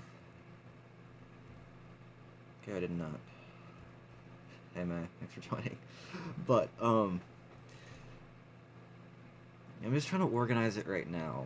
I'm trying to figure out who the winner of the deadline is. Right now, I would think the winner of the deadline would be the Ducks. Because their trade was a big one. They got a really big defenseman to help out on the defensive side. They brought in the same guy is a veteran leader who's won a cup before. Yeah, I would say the Ducks have been the winner. Blues have been the loser because I don't know what they're trying to do right now. Carolina, I feel like they needed to add a piece and they haven't. Colorado hasn't really added a piece. Philly, they haven't done nothing in the prospect trade. Same for the Leafs. You know, I'll move Ottawa on the C tier. Kings might be D tier. I might drop the Kings on a D tier. Because on one hand, they traded for Artemi Panarin, and really made it seem like they were starting to go super in on this season. And on the other hand, they've just traded a couple of solid depth pieces for basically nothing. I wouldn't say nothing. They got a second out of Corey Perry. And they traded Warren Fogle yesterday. Where's Warren Fogle?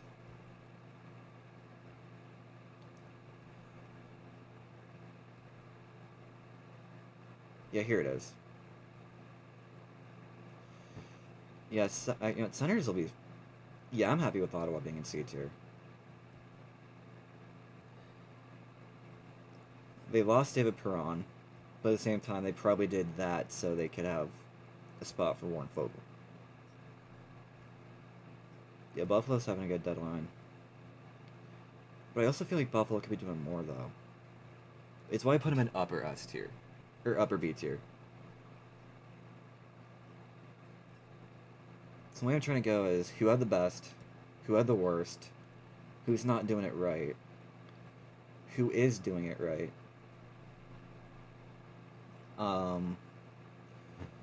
who's been solid but maybe could have taken an extra step.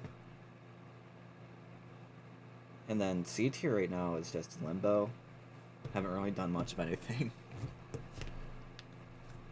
Or if they have done something, it hasn't been really worth noting.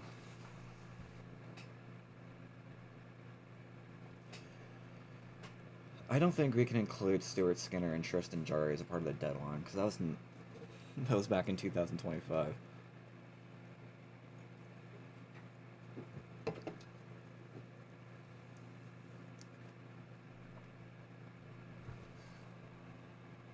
And so Jarry hasn't been that good for him. Any news yet? Let's see.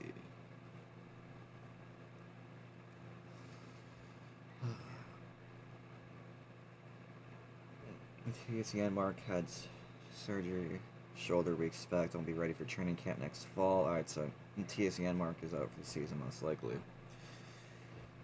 Wish him a speedy recovery. We have still not had anything for a decent bit now. We're approaching it on an hour since our last trade. He's in a hurry because he's at the airport. Gosh.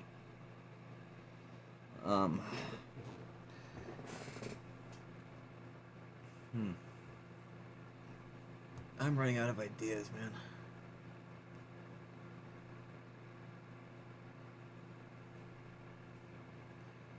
You know what? Let me reload this. Can I reset it? Is there a way for me to reset this? There we go, reset. Okay, there we go. Alright, so I'm gonna go through every team. This is a different ranking. Last one was how their deadlines are doing. This one I'm gonna go based on the tier of teams.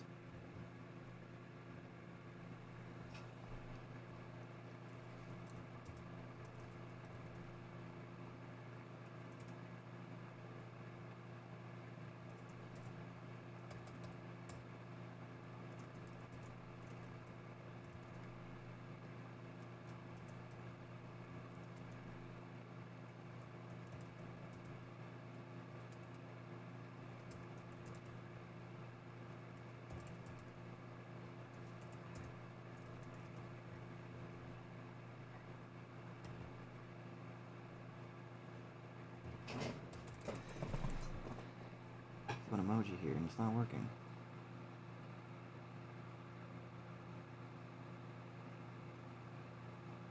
I can't find the emoji I want.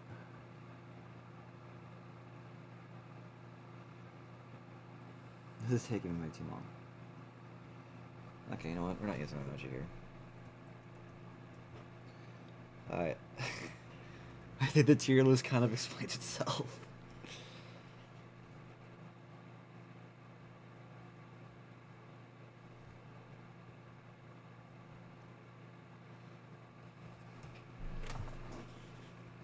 Alright, so here we go. Anaheim. So again, this is based on where the teams are at in the season. So you have your top contenders, your strong contenders, teams in the wild card race, teams who are just out, teams that are out and just not good enough to be in it, really. And then, of course, hot ass, which is the worst. So, Anaheim, I'm thinking they'll be in the bottom end of strong. They'll be in strong contender now.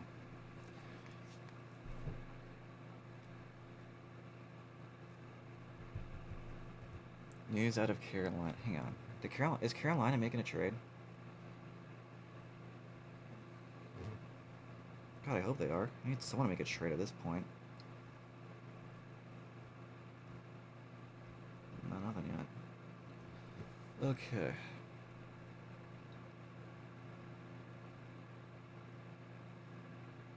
Stop it, TSN. I don't want to watch your crowdy stream. Yeah, so Anaheim, I'm going to go strong contender. They're second place in the Pacific. They just made a huge trade for John Carlson. Legitimately the best defenseman the Capitals have ever had. They brought in a guy with really strong Stanley Cup pedigree, veteran leader. So yeah, I would say not just because of how Anaheim's been this season, but getting Carlson too. They're a strong contender. Bruins are wild card. They're barely hanging on to that last wild card spot by a thread right now. But they're in the wild card race. They're certainly in the playoff race in general. So I don't think the Bruins are good enough to be known as a strong contender, but they're definitely a wild card team. Sabres, once again, I'm going to go strong contender ahead of the Ducks. They've been trying to go for big trades. Obviously, Prego fell through, but for a team who started off the year as bad as they did, to completely turn it around and to be second in your division, nearly first, is crazy. So, congrats to Buffalo, and then, yeah, they're definitely a strong contender. I won't call them a top contender. I will not call them top, but they're definitely strong.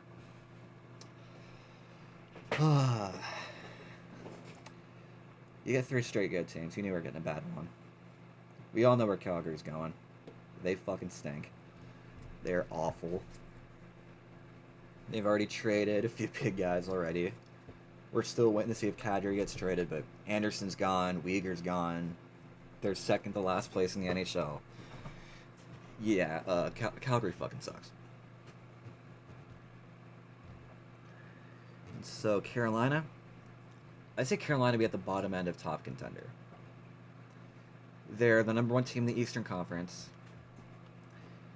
I feel like they've been really quiet, but that's because in the Eastern Conference there's so much attention towards the wildcard race that you haven't heard much at the top.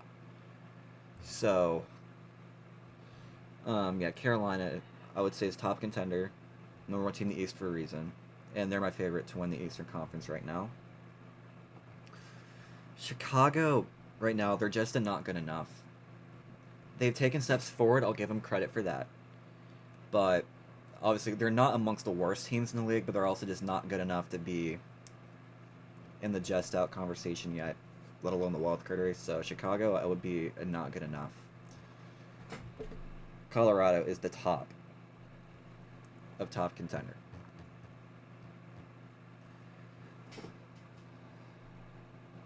Let me do this real quick, actually.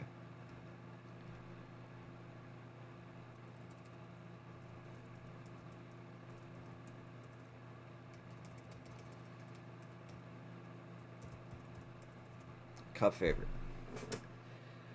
I don't think words could really describe how good of a season Colorado has been having. They dominate every aspect of the game. Top power play, top penalty kill, top 5-on-5, top goal scoring, top defense. Even if they don't necessarily have a guy known as the top goaltender, you don't need to have that good of a top goaltender when your defense in front of you has been playing as good as they have, and the offense in front of them is playing even better. So, and remember, they won a Stanley Cup with Darcy Kemper, when the guy on the other end of the ice was Andrei Vasilevsky, who I think everyone considers to be one of the best, if not the best goalie in the world. So, yeah, so Colorado is the clear favorite for the Cup, in my opinion. My Blue Jackets, they're wild card. They might go up into strong contender soon. They're just on the outside of the wild card race right now. Or not on the outside of the wild card race. They're just outside the playoffs right now. They're only 1 point out of the last spot in the wild card. And they're only 3 points behind the Islanders, all while they've also played 2 less games than them. So Columbus is just outside of strong contender with their wild card team right now. I put them under the Bruins because the Bruins are the team ahead of them, but they could be moving up very soon. Dallas, I would go right above Carolina in top contender. Very strong team, very strong season. Hurts that Mika... Actually, you know what? I'll move him below Carolina for now. Now that it was said that Mika is going to be out for a little bit longer, I think that's what puts him under for now. But when Dallas is healthy, they're a wagon. So yeah, Detroit I'm gonna put in between Buffalo and Anaheim in strong contender. They're third place in the. They're third place in the Atlantic right now.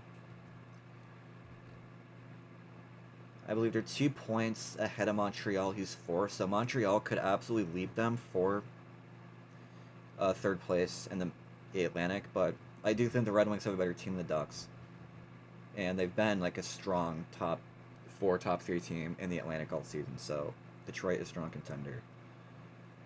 Oilers.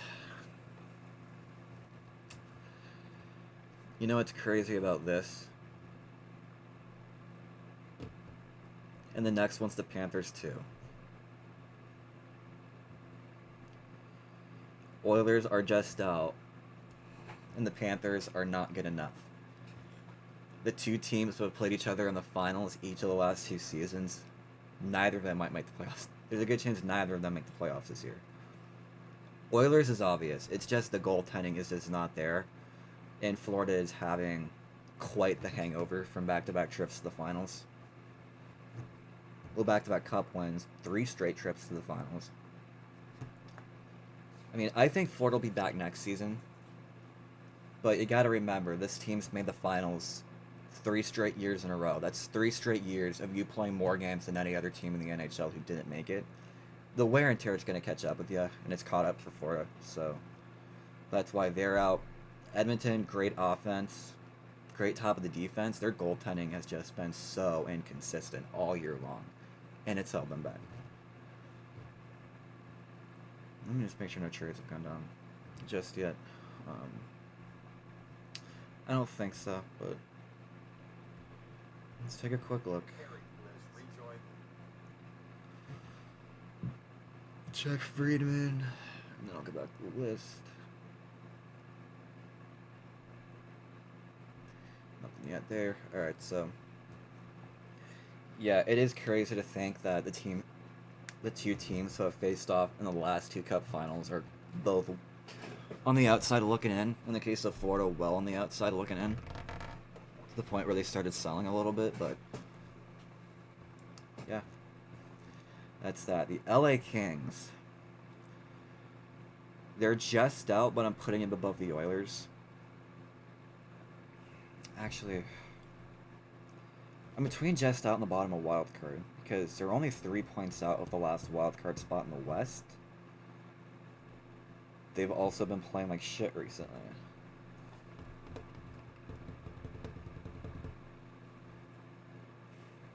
But they're also a really good team who can easily get back at. Yeah, I'll put them in. It's close. They're very bottom of wild card though, because they're right there, but they got work to do. They need to win multiple games, while teams around them in the standings will lose multiple games to get into playoff spot. To get into a playoff spot. Yeah, moving on. Minnesota, in my opinion,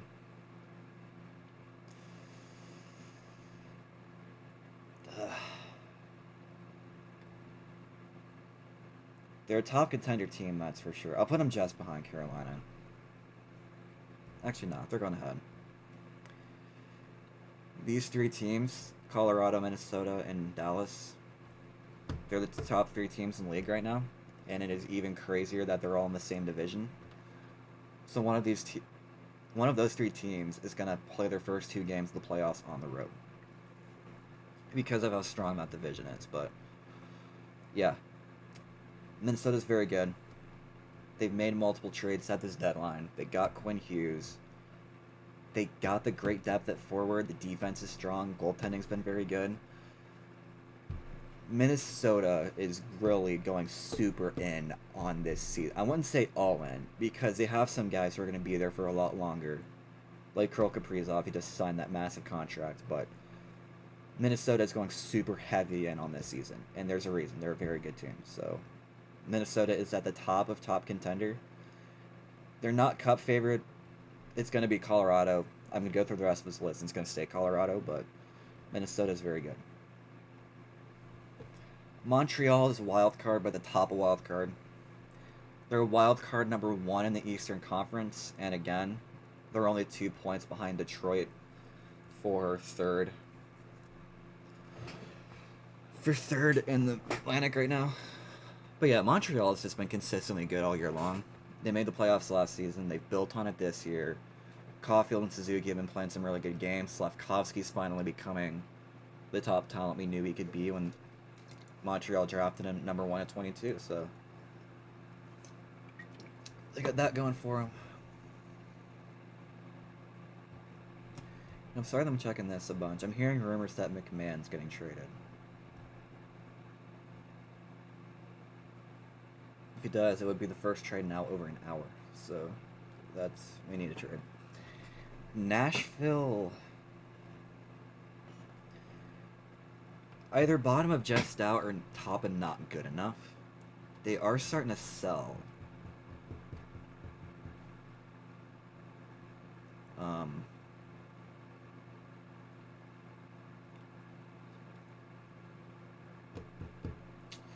Actually, no, I'll put them in not good enough. At the top of it, though. Because they've somewhat hung in there, but with them choosing to sell at the deadline, I think they'd go not good enough. Devils, again. They're just not good enough. They are starting to heat up, though. So they could be getting back in the conversation of just out. But there have been rumors that... There have been some rumors that they were going to trade Simon Nevich. So they might sell one piece of the deadline, but the Devils, in my opinion, are just not good enough. Islanders. They're at the tail end of strong contender. Because of the fact that a once very steady spot in the top 3 of the Metro is now dwindled down to 3 points. All while Columbus, who's the first team out of the playoffs, has 2 games in hand on you. It's not good for the Islanders. With that being said, they're having a much better season than I think anybody thought they would when they literally sold pieces off last season. So, good for them for that reason, but they have been on a cold slide recently. And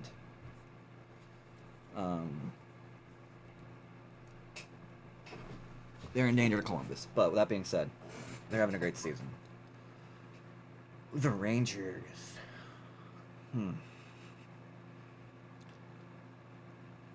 I don't know if the Rangers are bad enough to be in hot ass.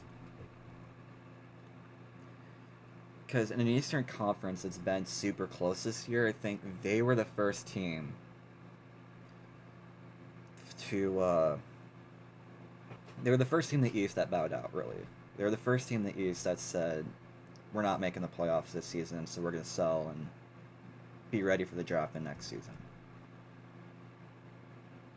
Ooh, that's one. Nick Delorier to Carolina. So Philadelphia has sold off another piece.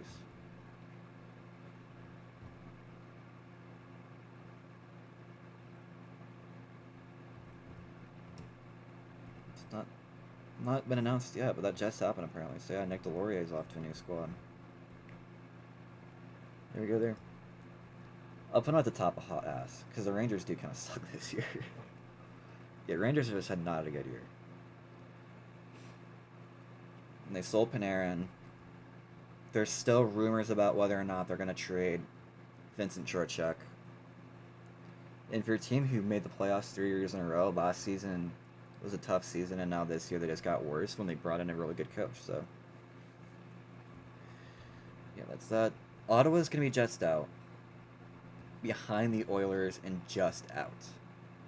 Because while there is still a path for Ottawa, it's a bit of a long shot.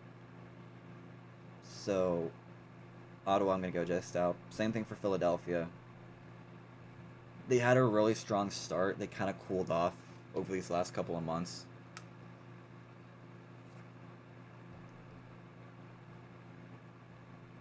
Yeah, did the trade just go through? Oh yeah, there we go. So Nick Delorier has been traded to Carolina.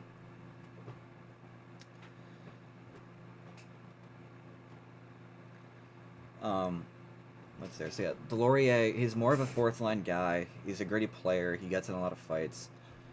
He's just a guy that you need to push people around. But I feel like toughness is kind of something Carolina's lacked, so I do like that trade for Carolina. They needed a guy who was going to be gritty. They needed a guy who was going to push people around, that tough guy on the fourth line. But it's really what they've lacked these last few seasons. So they finally get that piece. And ironically, he's getting traded from Philadelphia, who I'm talking about right now. But yeah, they've cooled off. People wondered if Philadelphia was going to sell or not. But yeah, Philadelphia, they're just out. The Penguins, like the Islanders, I'm putting them just ahead of the Islanders in strong contender. Or really, you could swap them either way around. Because they're even with the Islanders on points, but they do also have 2 games in hand on them, so... The Islanders might get dropped down to top wildcard soon. I can't yet, though, because they're not in it. They're not, like, in a wildcard spot. They're still third in their division, but Islanders stay up here, but... Yeah, for how bad of a year the Pens had last season, this has been a very good year for them. They've really rebounded well, and while they haven't made a huge trade just yet, at least I don't think they've made a huge trade yet. Yeah, they brought in Samuel Girard in a second, a week or 2 ago, and then on the 20th of January they brought in Ilya something. Yeah. I'm surprised the Penguins haven't been more active this deadline, though. Sharks are wild card. Sharks are firmly in it. It's been a joy to watch Macklin play and how well they've been playing after, like Buffalo, a rough start. They bought Kiefer Sherwood at the deadline. They extended him long term. So they are doing the right things, and they are getting firmly back in that contending spot. Like the Kings, they're 3 points out, but they are firmly in that wild card race, and they definitely have a chance to get into the postseason. Oh yeah, before I get to the rest of the list, I would be mistaken not to mention, it is 2:01 here in the East. We officially have 1 hour until the NHL trading deadline, in which general managers will be told no more moving players. So I will continue to keep an eye on this. I will continue to keep an eye on Elliot Friedman's page for any trades that come up. I've heard rumors that McMahon might be getting traded, but nothing official yet. But the most recent move being Nick Delorier being traded from the Philadelphia Flyers to the Carolina Hurricanes. Happened about 8 minutes ago. So yeah, there's that. I only have a few more teams left. Seattle is wild card because they're in. Who's the other wild card? Here are the 2 teams in the wild card in the West. Seattle. Oh yeah, Utah. Let me just get the 2 wild card teams for the West out real quick. So Montreal and Boston have the last spots in the East. Let me do this real quick. Because Boston's really hanging on to their spot. Utah has a solid spot. So the goal for Utah is just get to the playoffs intact.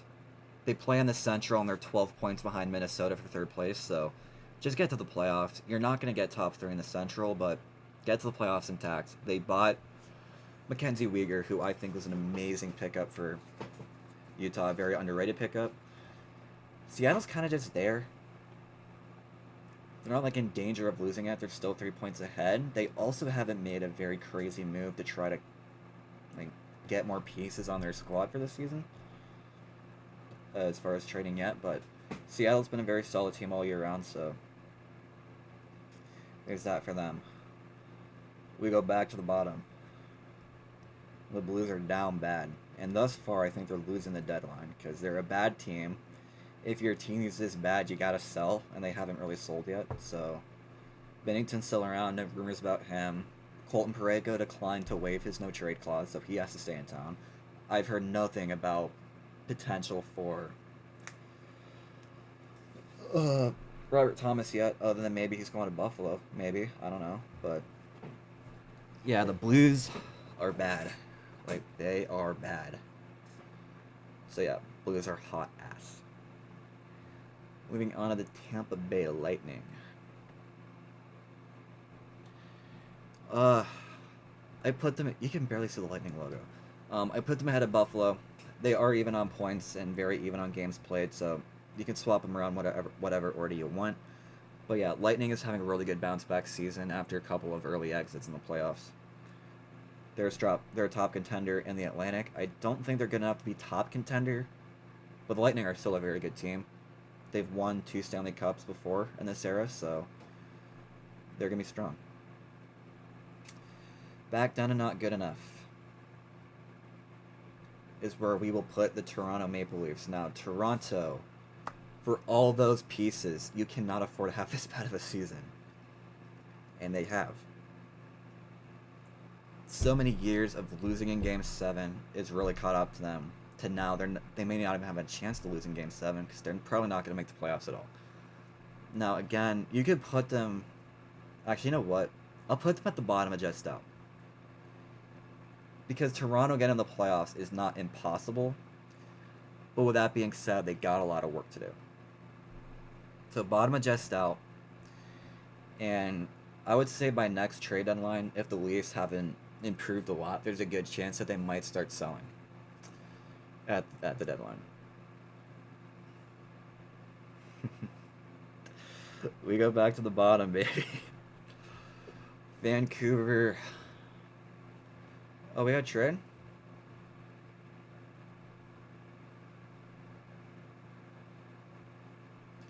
And I'm hearing rumors we might have a trade. It's not the future considerations, right? Did Friedman post something?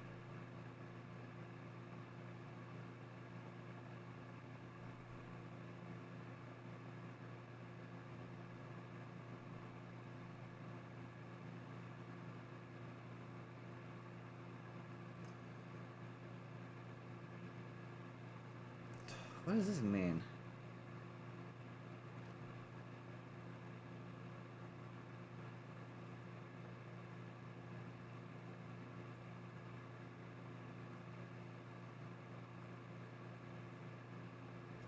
I don't know about this. Is this waiver pickups or is this trade? Ooh, that's another one. Timothy Liljegren. Going to the Capitals. Alright, so Liljegren, solid depth D. Very solid for the last few years. Being traded from San Jose, interesting. But yeah, Washington just traded the best defenseman they've ever had.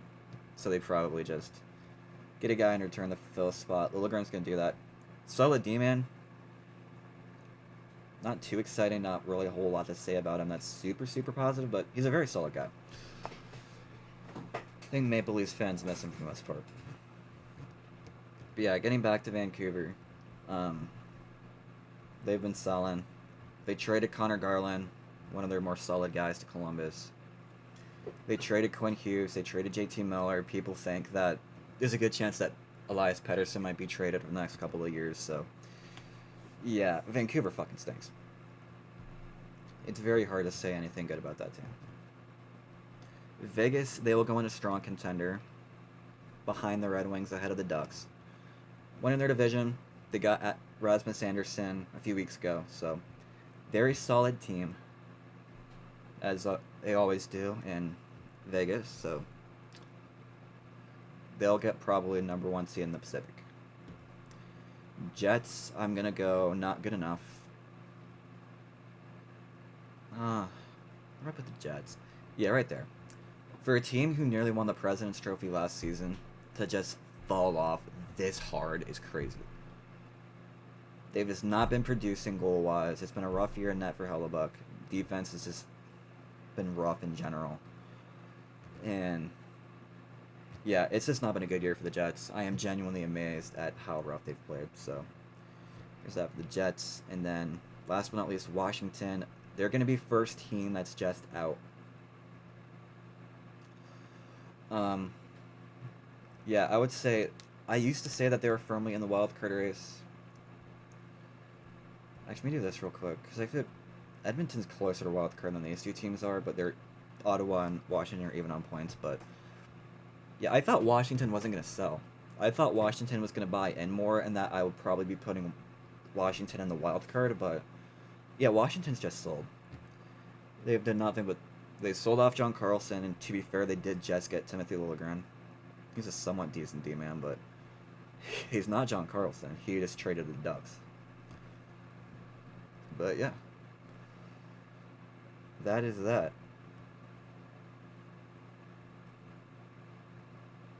And so, that is my list. Colorado is my Cup favorite. My top contenders are Minnesota, Carolina, and Dallas. Actually, I'm going to move Dallas out of Carolina. I like the odds more than Carolina's. My strong contenders are Tampa Bay, Buffalo, Detroit, Vegas, Anaheim, Pittsburgh, and the Islanders. My wildcard teams are Montreal, Utah, Seattle, Boston, Columbus, San Jose, and Los Angeles, the Kings. My just outs are the Oilers, Capitals, Senators, Flyers, and Maple Leafs, although Flyers and Maple Leafs are getting very close to not good enough. Not good enough are Nashville, New Jersey, and Winnipeg. I don't know what that was. Winnipeg, Florida, and Chicago. And then my hot ass teams are the Rangers, Blues, Flames, and Canucks. And that is that. So, close out of that. Let me see what we got going here.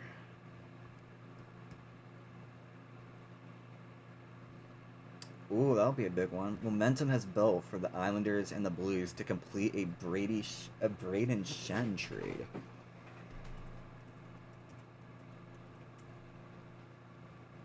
I butchered his spelling, but that's okay. Alright, Braden Shen. It's been a rough year for him. For the captain of the St. Louis Blues, in 61 games played, he only has 12 goals, 16 assists, 28 points, a negative 23 plus minus, which is rough, but I mean, he has been a solid player basically all of his career. Last couple of years haven't been the greatest, but obviously it's easy to understand how a guy can be having a bad year when he plays for a bad team, so I mean, at the end of the day, it's like you could easily see a guy rebound. And it's like I said about some of these other guys who could be getting traded, they're having bad seasons, you know? When Columbus traded for Mason Marchment, he was having a terrible season. He completely turned it around in Columbus and has played much better, so you never know. Ooh, conditional 7th. Alright, so that's the return for Flyers. Get a conditional 7th round draft pick for Nick Delorier. We're still waiting on the return for Timothy Liljegren, who was traded to the Washington Capitals.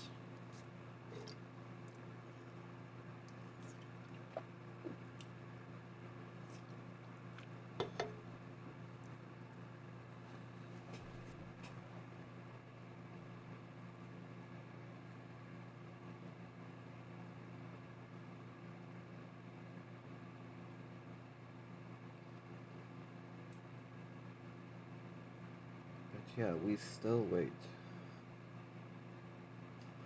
I still feel like we got at least one more big deal. Yeah, so is Shen for sure going to the Islanders? I think the general consensus is that Shen's getting traded. Who confirmed it? Was it Elliot Freeman pulled up X.com? Let me see what we got here. What's my oh my goodness, my battery's at 22%. I may have to cut the stream early, I'm not even joking.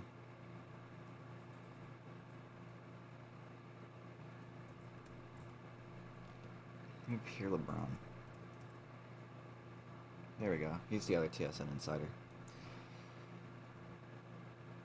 Being done. Players approval. Alright, so it's players approval we're waiting for in that deal.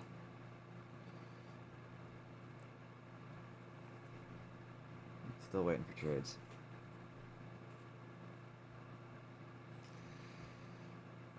And my computer's at 22%. This isn't good.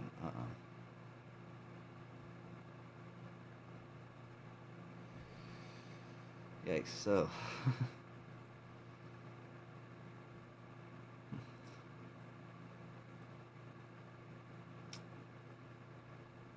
crazy stuff.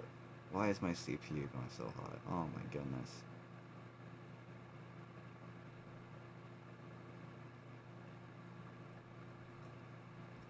Okay, maybe turning on lower power mode's a bad idea. I'll turn it back off. There we go. Let's make the computer up. 21%. Alright, so it's running slowly. I'm gonna have to cut the stream early. And talk about the last 30 minutes of this separate video, because my computer's about to die. That ain't good.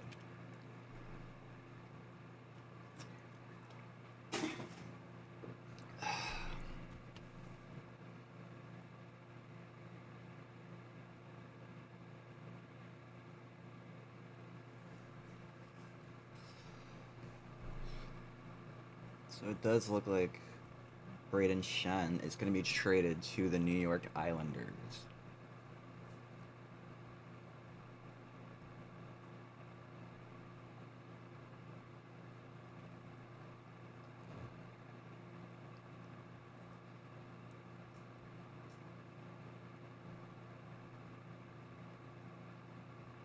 Nothing official yet, though. Waiting for Pierre LeBron's side. Maybe Pierre LeBron's going to report it first.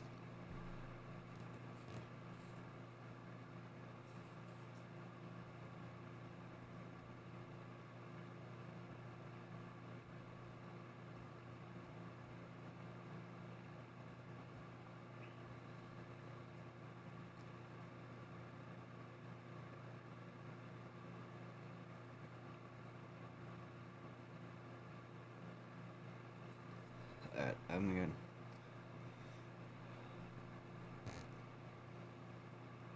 Alright, I'm gonna use the bathroom real quick because I gotta pee. Hopefully when I come back will be a big move. I'll be right back.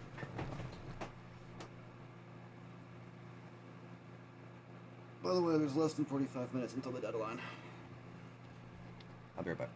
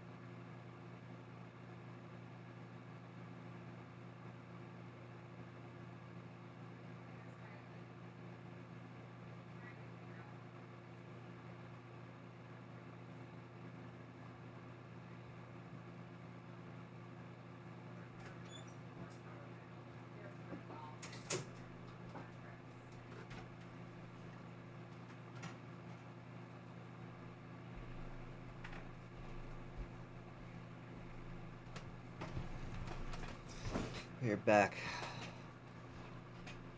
Sorry about that. I used the bathroom.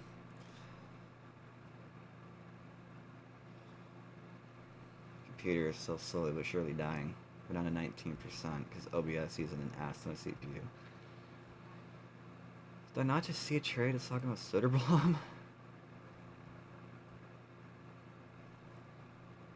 But yeah, it does look like Braden Shen to Long Island is going to be a done deal in a matter of minutes.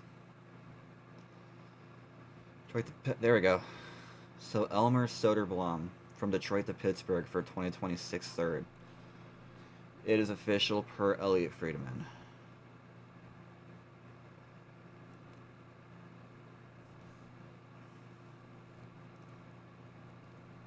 Being done. It's players' approval. Yep, there we go. Got the wrong teams involved there.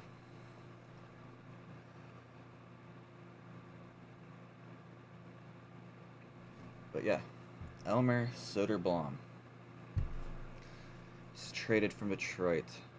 Look at Soderblom's profile. I don't know too much about this guy, honestly. Let's take a look. Drafted by Detroit in 2019. Is he defenseman? He's a left winger. And wow. Okay. Okay, wow. You're not good. Alright, well. Detroit got a whole ass third round pick for him. Good for you, Detroit. He sucks. We still don't know the return on Timothy Liljegren, by the way. We're waiting for that. And right now, I think we're still waiting for the official word that Braden Shen will be going off to the island to play for the Islanders.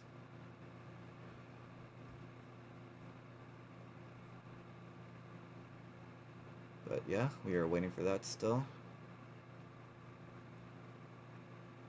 So yeah, finally, after over a full hour without any kind of trades going down, finally got some stuff going through. I am a bit surprised the Panthers haven't traded more.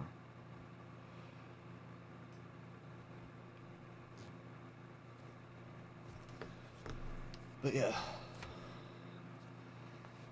gonna be live for another hour or so. I do have a few things I want to do today, so I'm gonna end the stream 30 minutes earlier than the original 4 o'clock I was gonna go at. I'm gonna try to go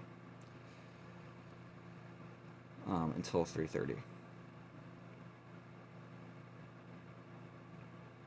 Let's see. Leafs are finalizing a trade involving Bobby McMahon, so it does seem like Bobby McMahon of the Leafs. Yeah, according to Frank Cervelli. Sounds like go Avs go and Leafs forever. So it looks like the Avalanche and the Toronto Maple Leafs are engaged in Bobby McMahon talks. Not sure where it'll go, but there are some things heating up there.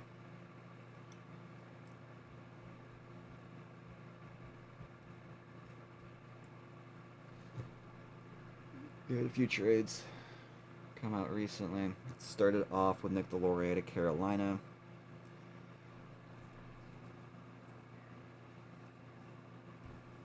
Red Wings trade out. We know, Bill.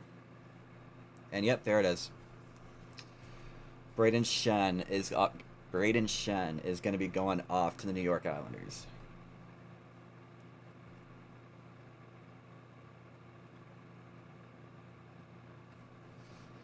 So, just like for Timothy Liljegren, we're waiting on the return. But Braden Shen's on the move.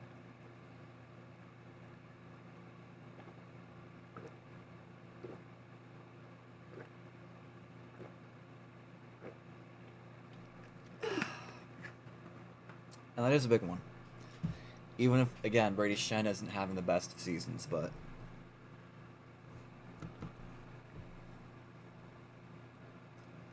even if Brady Shen isn't having his greatest season this season, nobody on the Blues really is, so.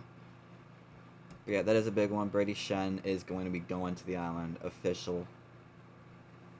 At least according to TSN's website.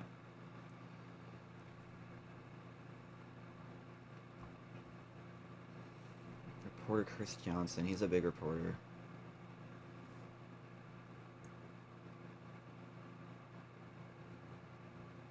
I'll be back in the first between Chris Johnson and Frank Cervelli.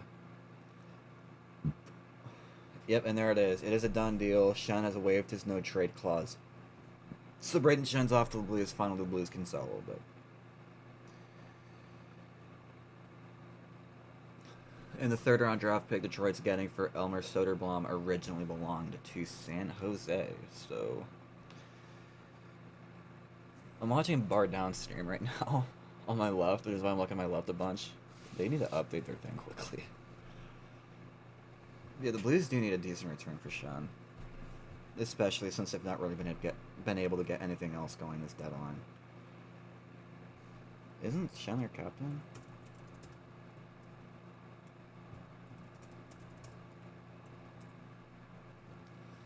Yeah, it's Braden Shen, so Blues are trading their captain. Captain of the Blues is off to the island.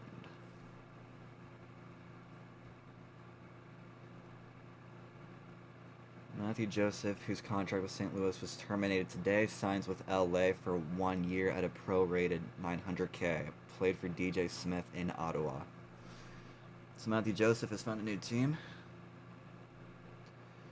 Again, we're still waiting on the returns for a couple of trades, but Timothy Liljegren is off to the Washington Capitals, traded from San Jose to Washington, and St. Louis Blues captain Braden Shen is off to the New York Islanders. So that's a bigger move for the Islanders. And again, I understand Shen's not having the greatest season, but he's a good guy, veteran experience. He's gonna bring it to the Islanders. You are still very young. What's my computer right now? 16%. We have 35 minutes until the NHL trade deadline, folks. 35 minutes, and this is where things are going to start to get very, very interesting, most likely. 35 minutes for GMs to complete their moves.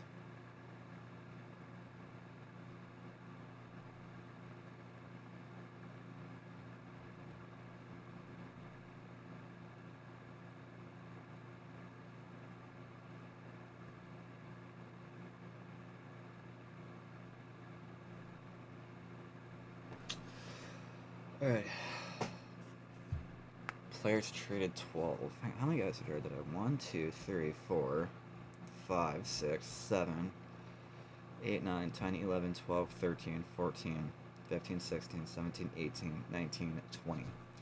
So today, 20 players have been traded, both NHL level and minor league talent, but hey. We got some guys on the move, finally.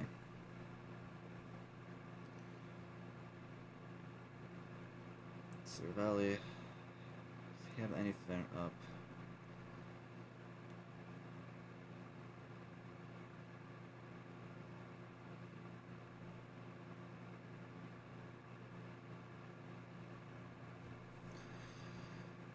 We still wait for more trades.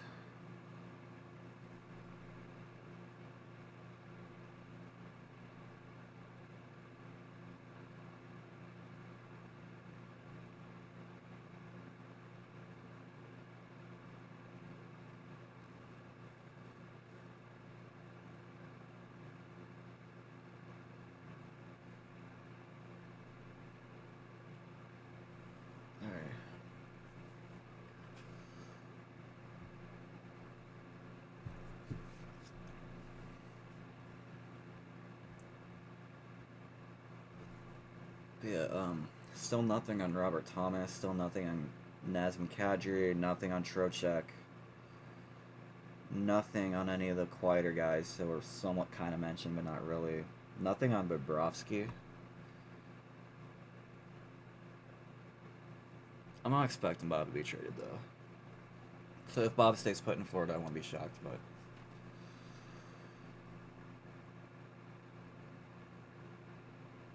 And again, we are still waiting for what the returns are going to be on the Braden Shen trade and Timothy Liljegren. We're still waiting for the year of the conditional draft pick Philadelphia is going to be getting from Carolina.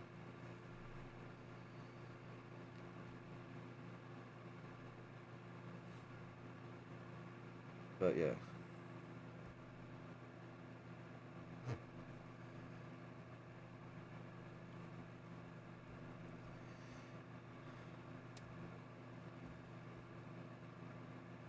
What the hell? Come on. What are we doing in it? Twitter? Don't tell me Twitter crashed. Okay, there we go. I was gonna say, if Twitter crashed, that was gonna be a nightmare. Where's my computer at?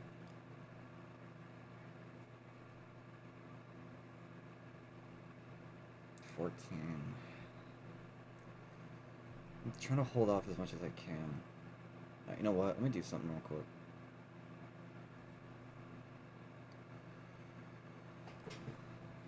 I'm gonna unplug my camera. There, my camera's gone. I'll turn my camera on in a little bit. I need to save up my battery so my computer doesn't die before the end of my stream. Because my CPU's... Because OBS is using up a lot of my CPU, but... Oh, there we go. There we go. There we go. A first and damn, Islanders traded big for him. So they traded a first round pick and a third round pick for sure. I think there's. It didn't mention other players in the deal, so I think there are players going back to the Blues in exchange for Shen, but that is a big price they're paying for Shen. I thought it was gonna be mid-round picks, not a first.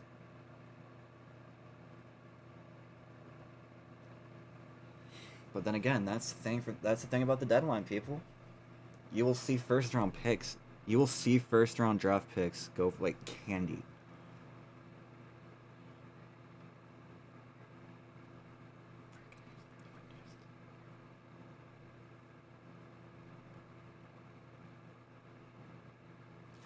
A first, third, and a pros. Damn, dude. The Islanders gave up a bunch for Shen.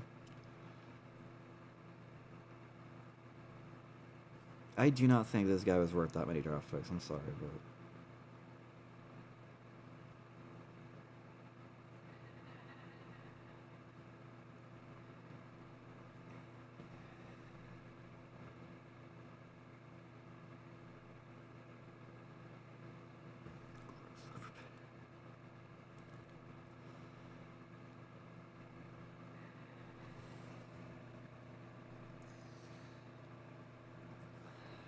We are getting closer and closer. We're less than half an hour, folks. Less than half an hour until the trading deadline. I want to get really excited. How's Coleman still a Flame? I didn't want to know that. How's Blake Coleman not been traded yet? I mean, I feel like his contract. I was between him and Kadri being moved. I feel like his contract's a lot more movable than Kadri's.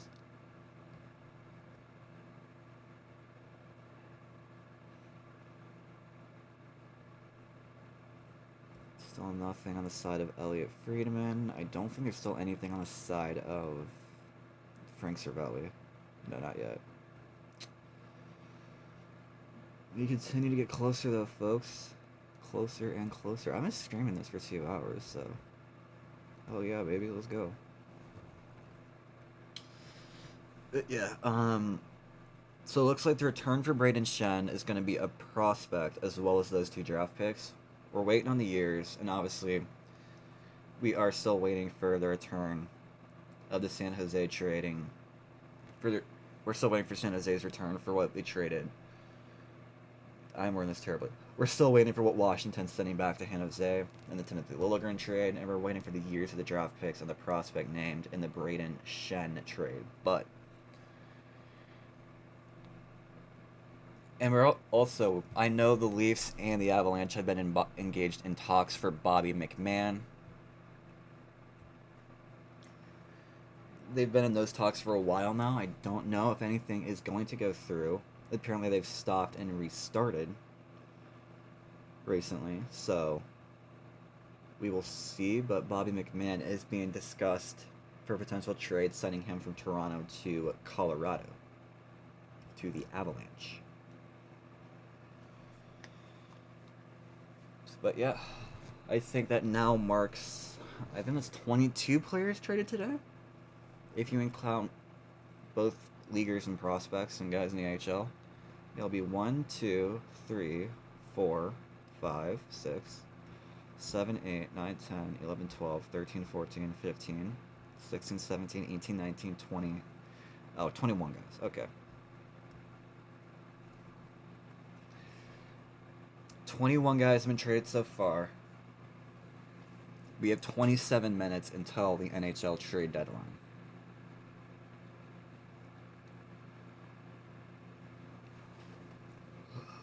Again, a lot of big names still out there. Trocheck is still out there. Vincent Trocheck from the Rangers is still out there. Oh, trade. Not a big one. So this is a new one. Chicago has acquired Derek Pouliot from the New York Rangers in exchange for Aiden Thompson. So that's a new one. This just came down. Don't know if that's something Elliot Friedman's going to report on, but yeah, I don't think so. Maybe Cervelli? And be ready, because Frank Cervelli and Elliot Friedman and Pierre LeBrun, like, these guys are going to have their jobs cut out for them here soon. Because they're going to be bombarded by calls from general managers to report trades. Strictly off pedigree, yeah. That was, I do think. I mean, the Islanders needed veteran pieces. Oh, it's Derek Pouliot in future considerations. All right, so yeah, I get the Islanders needed another veteran piece because they are still a pretty young team, but a prospect and a first round pick for a guy who's not even on pace to get 40 points is. Now, he'll get 40, but a guy who's not even on pace for 50 points is kind of crazy. I know the Blue Jackets traded 2 draft picks for Garland, who's having a tough season, but they didn't deal a first.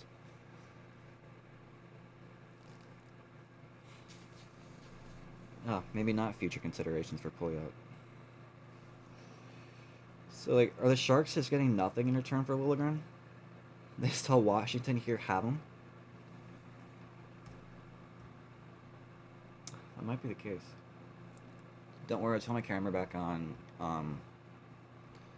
Once we get closer to the deadline, my computer is about to die, and I'm on my MacBook right now.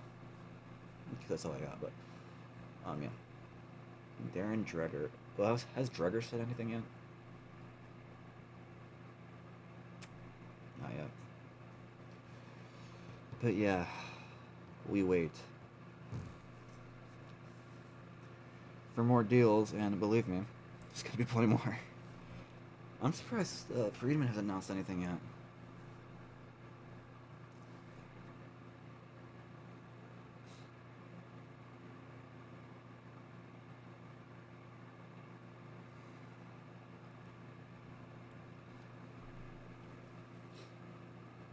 And oh, this is something else that I've also noticed, but I'm surprised that teams like Pittsburgh and the Islanders, or there's more teams not named Carolina who are in the Metro. Like, if you look at the Metro and you look how quiet that Carolina's been today, I'm surprised teams like Pittsburgh and the Islanders and the Jackets haven't been more talkative. I mean, realistically, especially for the Pens and the Islanders, like, they do still, while it is a long shot, they do still kind of have a chance to get first place in the Metro. So yeah, I'm surprised they haven't tried to make more aggressive moves yet. Anyway, it's 2:37.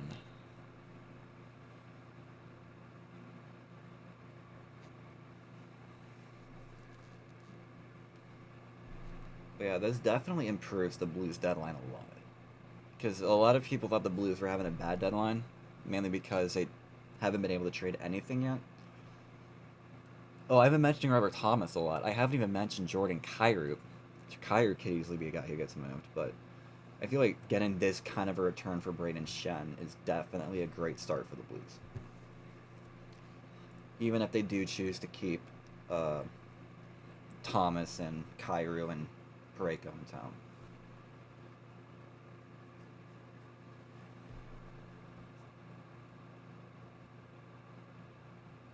Anything. I mean, anything, Friedman. Come on, dude. Give us something. I don't know, dude. I still feel it. I still have a feeling we're going to get something huge announced soon. If not, I'm going to be sad, but...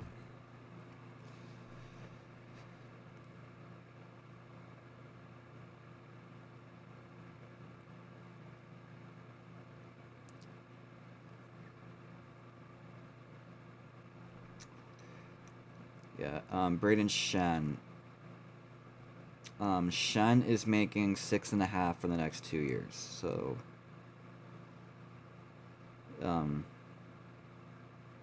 We'll see.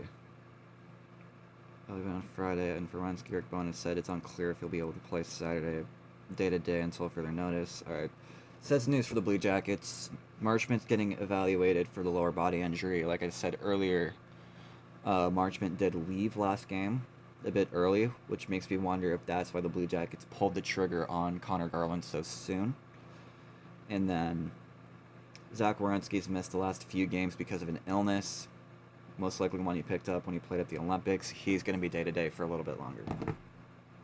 Or at least until further notice, because apparently he's not getting that much better. At least not by the sounds of it. So that's news on the Blue Jackets. Cervelli and Elliot Friedman are being way too quiet. This has not been a good deadline. At least not a good deadline day. I feel like everybody got the big trades in out of the way, maybe.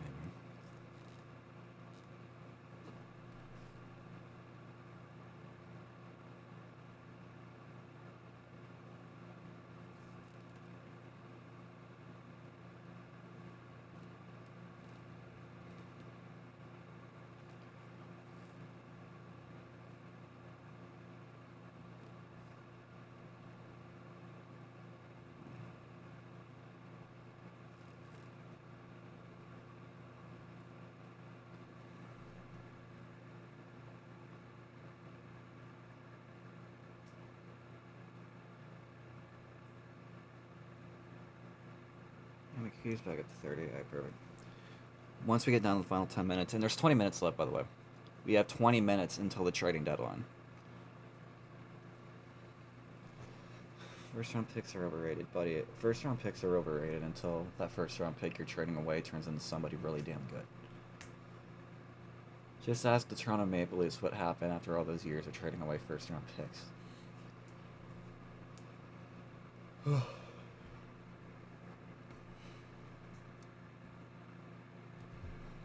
There we go.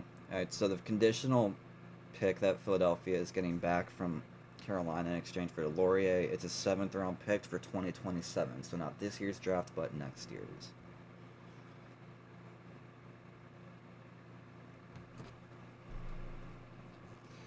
Still no word as to what the prospect or the years the picks are going to be in the Braden Shen deal. As once again, the captain of the St. Louis Blues has been traded to the New York Islanders.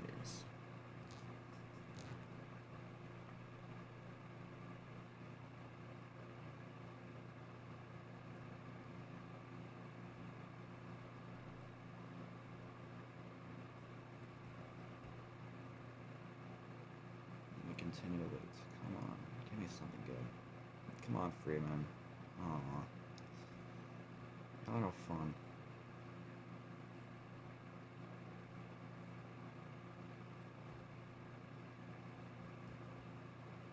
I'd rather be big ones.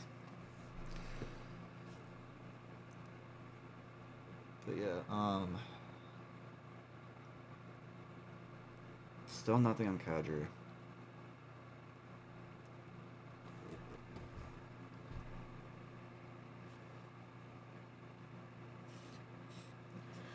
Sharks are making room for Hamilton. I'm reading Bar Down's chat, by the way.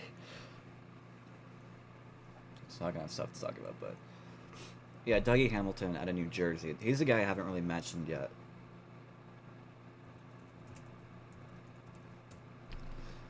Yeah, Dougie Hamilton, he's been playing for the New Jersey Devils. Him and Simon Nemec are guys who have been discussed for getting traded. Yeah, Dougie has had a bit of a rough season this year. I mean, I understand he's a defenseman, but he's not been the Dougie Hamilton we've known, and therefore he's been linked in some trade rumors recently. I know Simon Nemec was named today, but I still wouldn't be surprised if the Devils had a couple of guys, aka Hamilton and Nemec, that they do decide to trade before 3 o'clock, which is almost in 15 minutes. I've been going at this for a while. Let's go.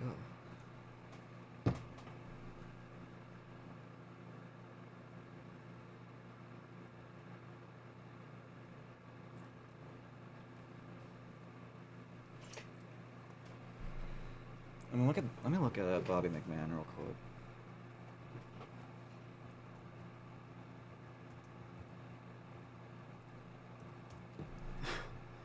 So Bobby McMahon of the Toronto Maple Leafs, he's been rumored. Yeah, he's been a solid depth guy. I think bottom 6 forward. 19 goals, 13 assists, 32 points. So, very solid middle bottom six forward for the Leafs this year. But, and again, for any team who's looking to add depth, like, you can get a lot of really good depth for guys like Bobby McMahon, especially in the playoffs. There's no such thing as too much depth come playoff time when guys start getting hurt.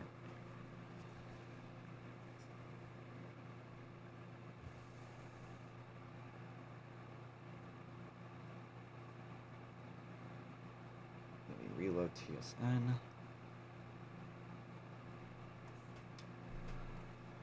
We still continue to wait. We haven't had a deal in 12 minutes. 13. We are officially down the last 15 minutes. So again, 15 minutes until the NHL Trade Deadline. And once more, guys like Robert Thomas, Nazem Kadri, Jordan Kyrou, and Vinny Trocheck, and even Rasmus Ristolainen haven't been traded yet. Haven't heard any kind of rumors about them yet. Biggest trade outside of the trade last night, obviously, has been the Islanders acquiring Braden Shen from the St. Louis Blues.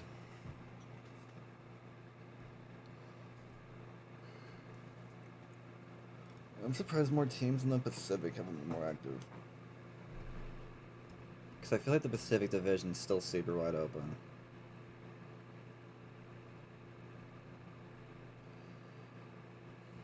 They tweet something? No, of course not. Nothing from Elliot Friedman. Someone in Burdown's chat just said, all quiet on the deadline, almost too quiet. I wonder if it's been so... Either it's been so quiet because nothing's happening, like GMs aren't talking anymore, or it's been this quiet because all the GMs are talking to each other about just a variety of players. And once again, less than 15 minutes until the NHL Trade Deadline.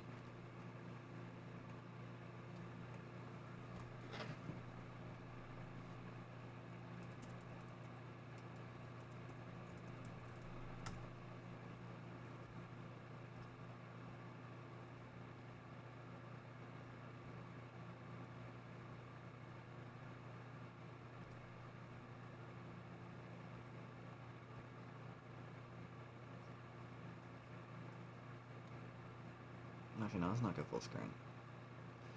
Alright, so I'm gonna start this 10-minute timer. Once we get to the close.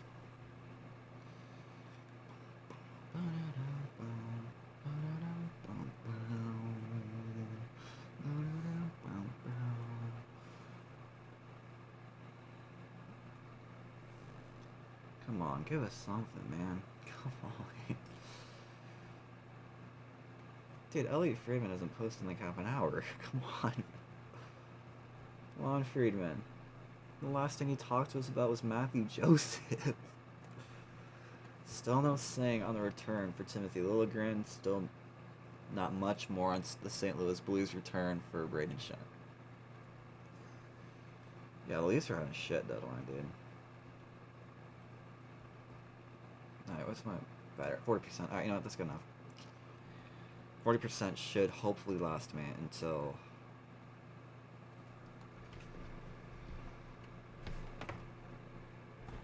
the end of the deadline. So, plug my camera back in.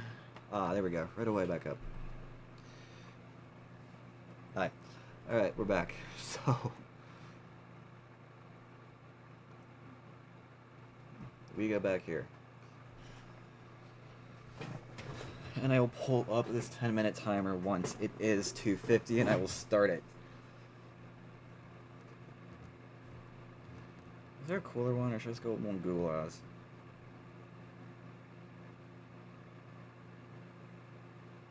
No, that's crap. 11 minutes.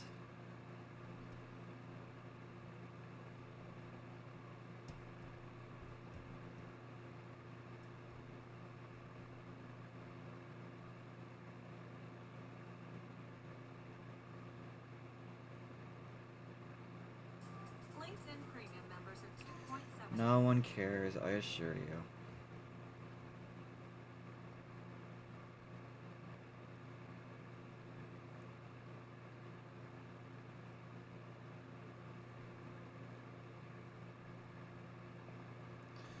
Dude, come on.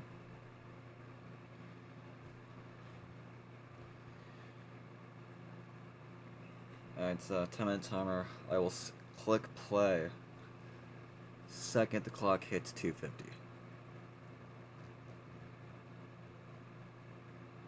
Bam, there we go.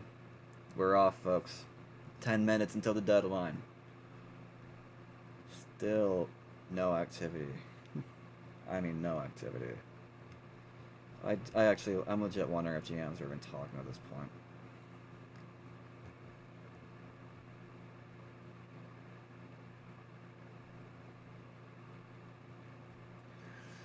Still no trade in a little over 20 minutes now. Or approaching 20 minutes at least. And the Blackhawks acquiring Derek Pouliot in exchange for Aiden Thompson. Obviously, you see the big trade. The first really big trade since... what is it? The fucking John Carlson trade and Braden Shen going to the Islanders.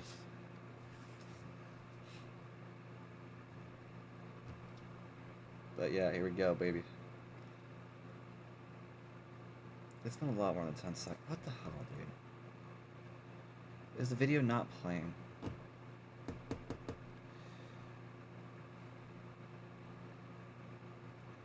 You know what? That's not gonna work. YouTube fucking... God damn it, YouTube. You know what? I'm putting an 8-minute timer on my phone. Because YouTube sucks. I genuinely hate YouTube. Alright, here we go. 8-minute timer pulled up. I played at 2:52. This is driving me nuts, dude. It's all because GMs won't make a trade.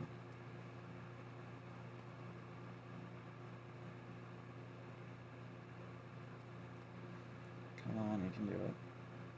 2:52, come on.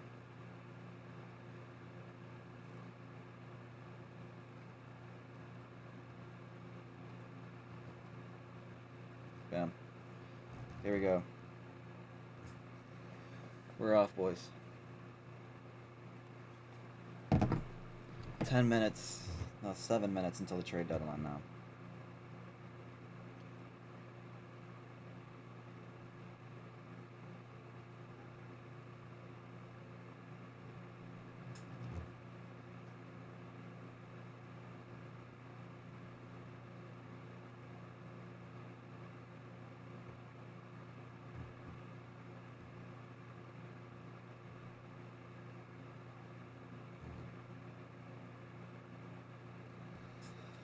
So 20 left, we still got nothing, dude. It's been so quiet. Like, it's actually been ridiculously quiet.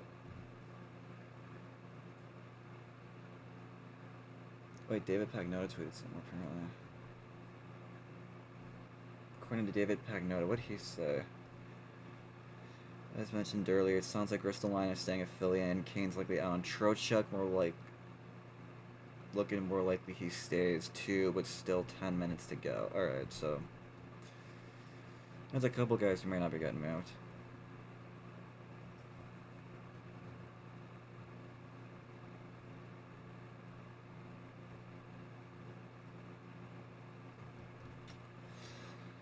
Yeah, nothing from Elliot Friedman, nothing from Frank Cervelli. Dude, we can't accept this, dude. This cannot be some random schmucks being moved around.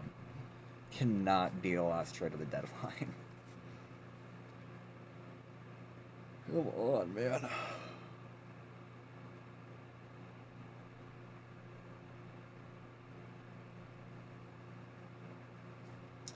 Yeah, I think if the Oilers don't trade for a goalie, I think their playoff hopes are done. Because Jari's not been it.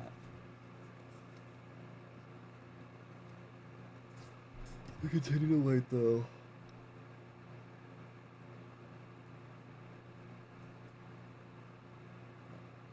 Dude, I might not even have to go for another 30 minutes after the stream is over, dude. This is how it ends.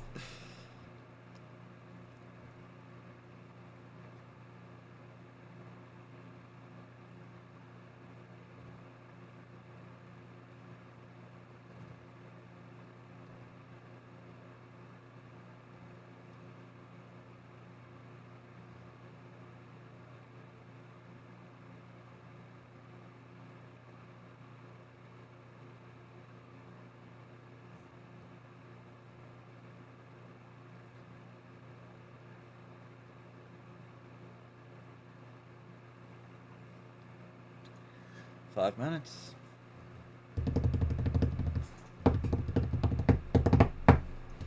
Five minutes until the deadline, folks. 5 minutes.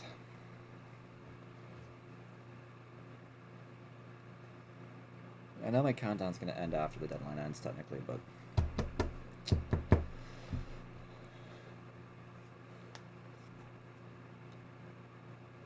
yeah, the Oilers need a trade for a goalie. I don't understand why they haven't even attempted to yet.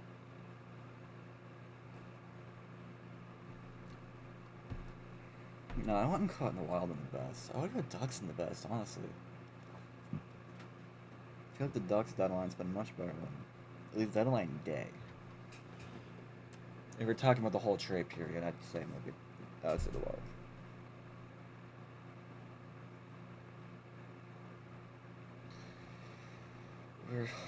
We'll see. 4 minutes until the deadline. It has been just dead silent. I hope this silence is a sign that Twitter's down right now and not a sign that nobody's getting moved, but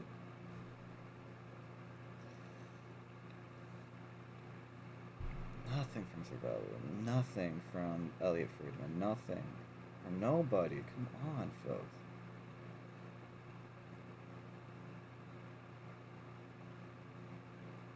Nothing from Chris Johnston either.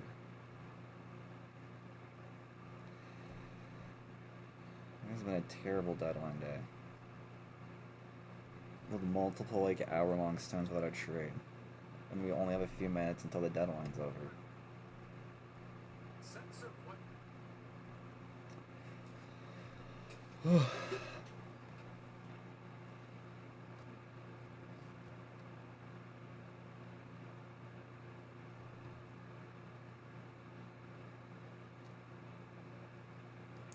Dude, Bennington's not getting traded to Anaheim.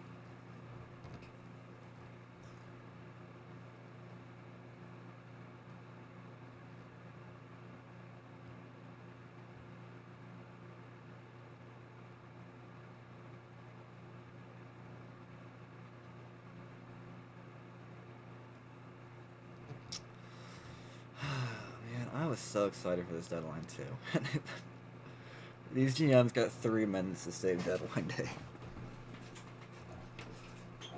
Come on, one big thing, dude. Come on, one big thing.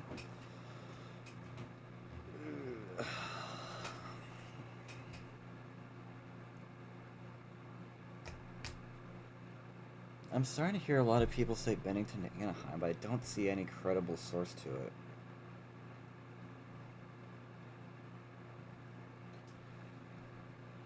Yeah, nothing from him. Nothing from Elliot Friedman. Yeah, why would Jordan Bennington go to Anaheim? Genuinely, come on, people. It's like they have those Stahl who's been great. Why would they? Trade for goal in 2 minutes, folks. 2 minutes. Alright, let me see anything on here. 1 hour left until the trade deadline, yeah. And that hour, absolute fuck all, has gone down.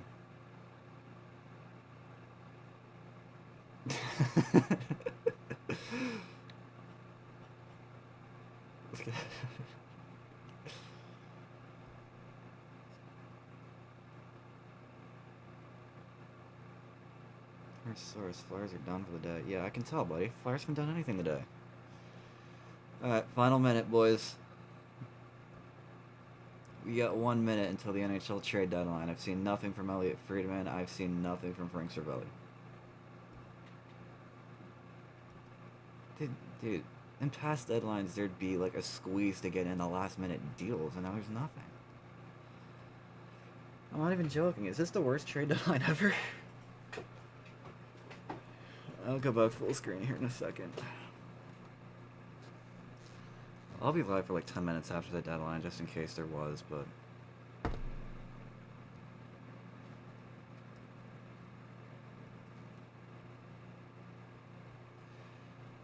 Alright, main screen. Back here, boys. 8, 7, 6, 5, 4, 3, 2, 1. That'll do it. Pencils down. No more ink. Trade deadline's over. Were there any last second moves? I doubt it. And again, I'll give this 10 minutes at most. If there's no like last second deals being scurried in at the last second. This is a generationally terrible deadline day.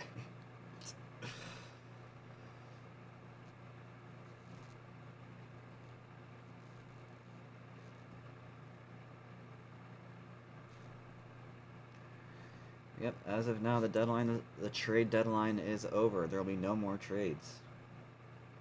No more trades.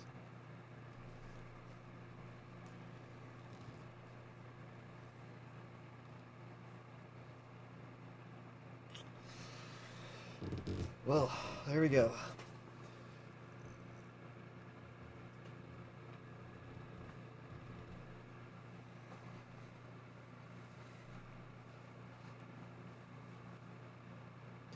Yeah, I'll award the best deadline to Minnesota. If you include the whole trading period this year, I would say Minnesota won. Yeah. Congrats to Minnesota for having probably the best deadline, although nobody really tried to contest it due for that. Ducks were a close second, though. Ducks were a very close second. But they got Quinn. But when your team brings in Quinn Hughes, Jeff Petrie, all those guys, okay. Let's just look at the trading the Minnesota Wild did today, shall we? Not just today, but in past days, too. So let's see what they got. In the month of March, they got Roman Schmidt from Philadelphia, Michael McCarron from Minnesota, Jeff Petrie from Florida, Bobby Brink from Philadelphia, Nick Foligno from the Blackhawks. They traded Hinostroza, but who cares?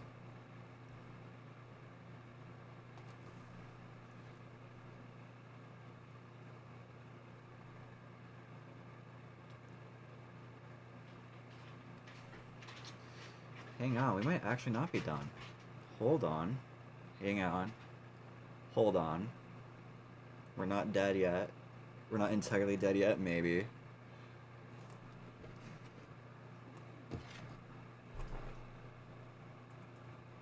Maybe not. Maybe fine.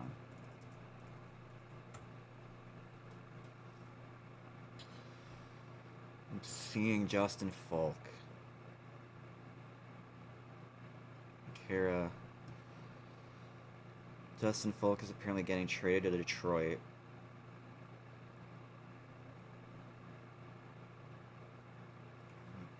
Puck Report NHL. All right, so this might be official.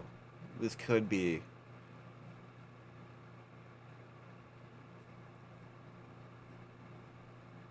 Red Wings might be getting Justin Falk. All right, I'll keep Friedman open. We'll see if anything happens.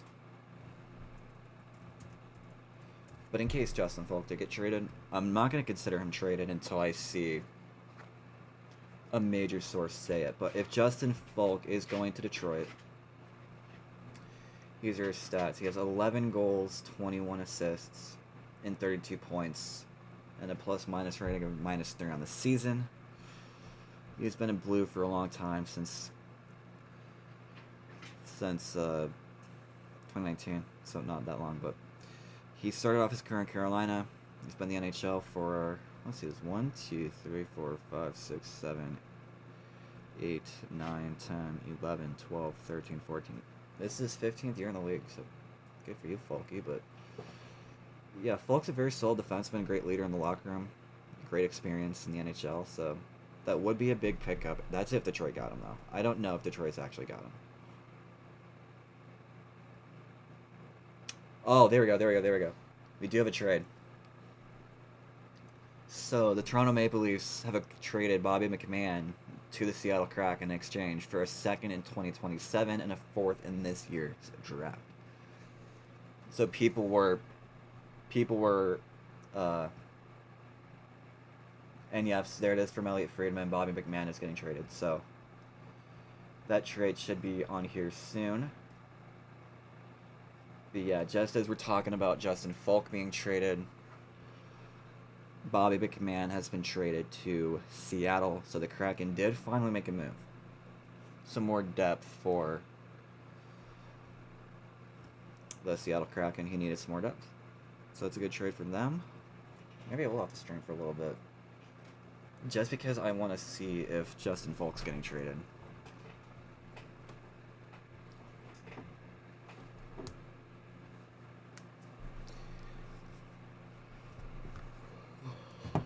Alright, so a little bit of action at the buzzer. And again, it's like, as long as the GM... Just because 3 p.m.'s the deadline doesn't mean, like, you're not going to see any more trade announcements at 3. There could have been a couple of teams who were negotiating up until 3 o'clock, so... You know, we'll see. We might see another deal or two come in last second. You never know, though. There it is. It's official for Elliot Friedman, Justin Falk to Detroit. So the Red Wings and the Flyers do that. And yep, there it is right there. Per Frank Cervelli as well. Justin Falk to the Red Wings. There we go. So the Detroit Red Wings get Justin Falk in exchange for a first and a third round pick. So damn. Once again, Blues getting a first and a third in a trade.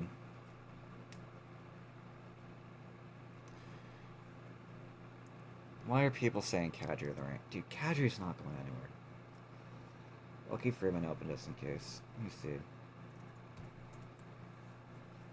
I don't think Kadri's going anywhere though.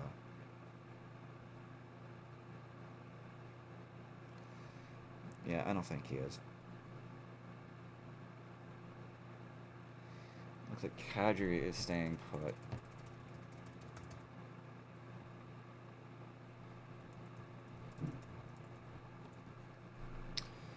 Robert Thomas.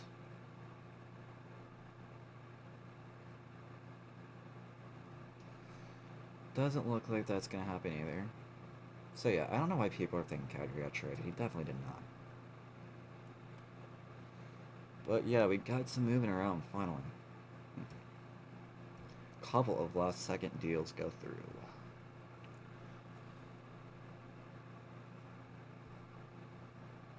Ooh, Ryan Strome got traded. So there we go. There's another one. There we go. So Justin Falk has been traded to the Red Wings in exchange for a first and a third round pick. Bobby McMahon goes to Seattle. Toronto, in return, get a 2027 second and 2026 fourth. And officially announced per Elliot Friedman, Ryan Strome is going from Anaheim to Calgary.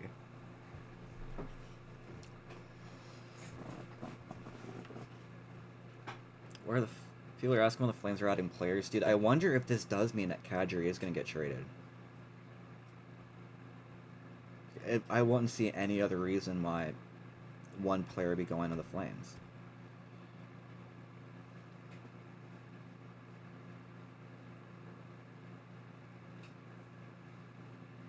Alright, so I'm going to stream a little bit longer then.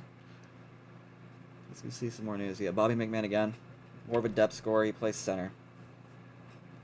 That's going to be going to Seattle. Toronto gets a couple of draft picks for that piece. Justin Falk, this is another big one. So the Blues have traded both their captain and their one of their alternate captains today. Justin Falk goes to the Detroit Red Wings, who get some help on the defensive end of the puck in exchange for first and a third. So the Blues were able to get 2 first and 2 third round draft picks today, so that's pretty nice.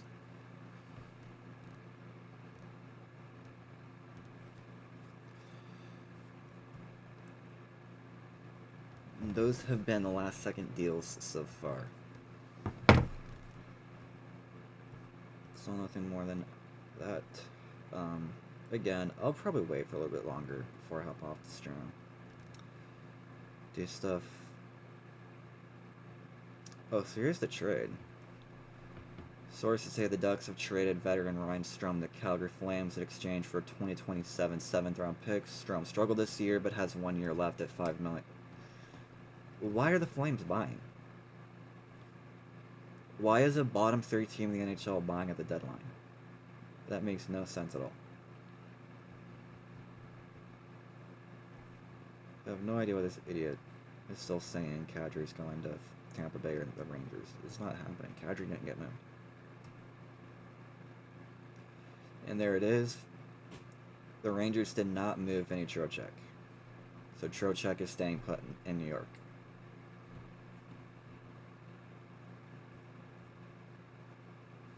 I'm going to be refreshing this a bunch. Just so we can see what any of the possible last moves were.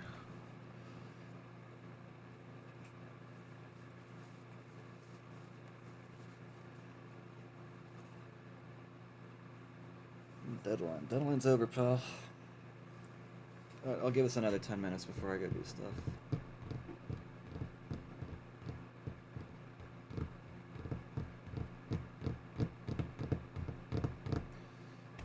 But yeah. Deadline wasn't the most entertaining deadline ever. I'll say that. And there you go. Ryan Strome is off to the Calgary Flames.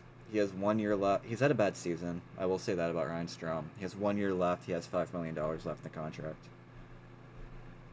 Free agent after this season, so...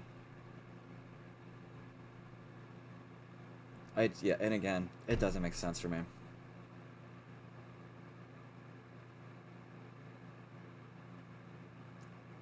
And people are going to keep talking.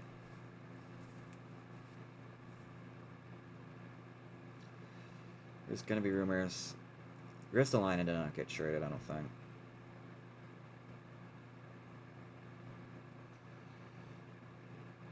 But yeah, Frank Cervelli himself even said the Rangers did not move Trocheck. Has he said anything else? Not yet. Rasmus Ristolainen is trending. Why is he trending? Did he get dealt? Well, yeah, there's for pure LeBron. Rasmus Ristolainen stayed put. Flyers had a price and stuck to it. That doesn't surprise me at all.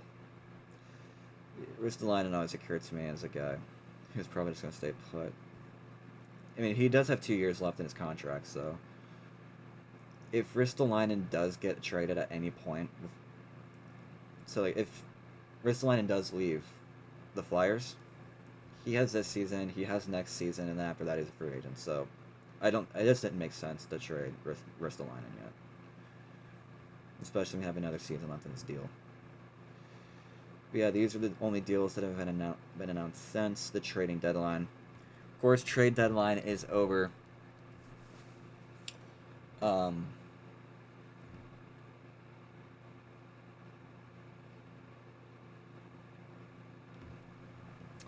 Only 3 deals announced last second right now. Oh, there we go. So it's Justin Hull and... So to conclude the Justin Falk trade, Justin Falk goes to the Red Wings. Blues get Justin Hull and 2 draft picks. Not too sure about the years yet. Next year's 7th round pick goes to the Ducks for Ryan Strome. Again, he was having a rough season.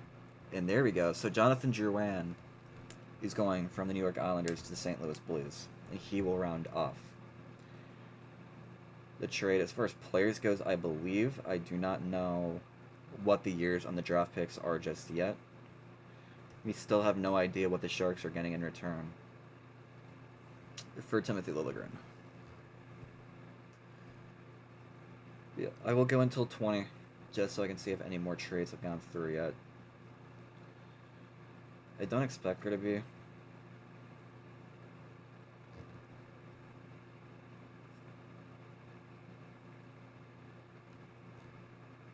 Yeah, nothing crazy yet.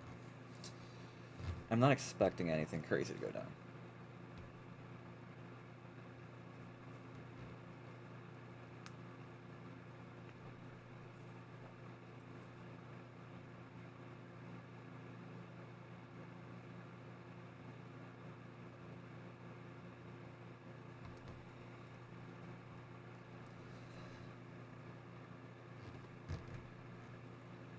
But, not as big as I was hoping it would be for the deadline.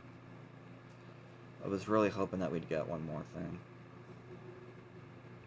Or at least one more blockbuster is what I was hoping for. Nothing crazy. Again, I didn't expect this to be a wild. I was hoping it would be. I didn't expect some guy out of the blue. I'm surprised Robert Thomas is staying. I'm surprised Kyrie is staying. Although those guys do have some value left. And, yeah.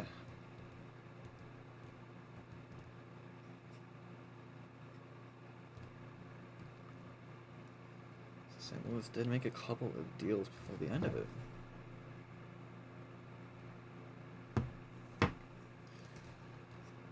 And, yeah, I'm gonna go about 5 more minutes here before I close things off. I just want to see how much longer these last second deals are gonna go through at. I don't think there's any more. And yeah, Frank and Elliot Friedman is confirming Brady Shen from St. Louis for Jonathan Drouin. Oh, here we go.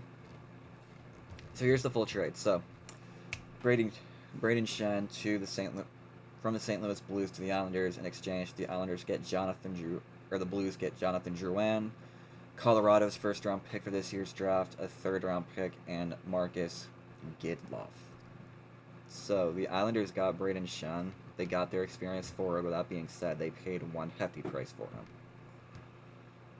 In my opinion, a price much, much higher than I personally thought he was worth. And this should get updated. The return should get updated, I believe.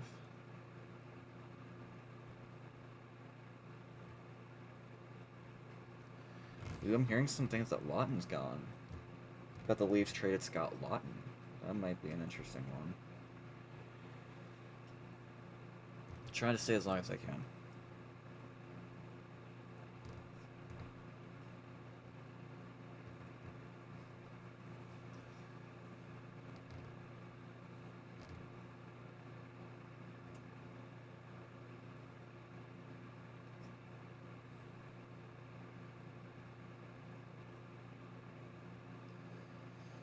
Columbus started trending. I don't like that. Oh, get lots of goalie. I didn't know that.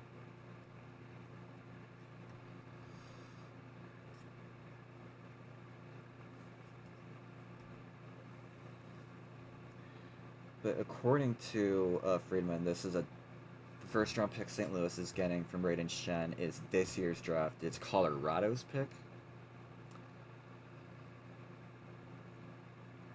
So yeah, that's the thing.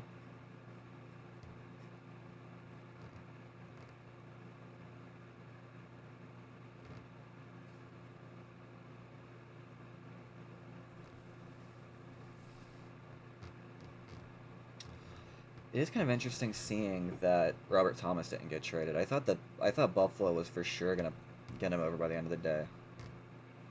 Why is Columbus trending?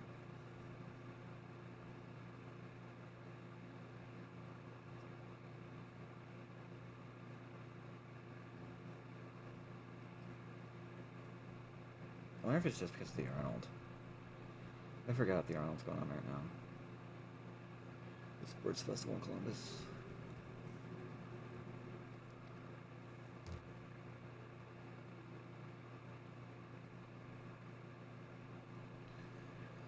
Still looking over Frank Cervelli and Elliot Friedman stuff. Nothing official yet. The only for sure confirmation on who didn't get traded was Trocheck. Cervelli confirmed that Trocheck is remaining put in New York.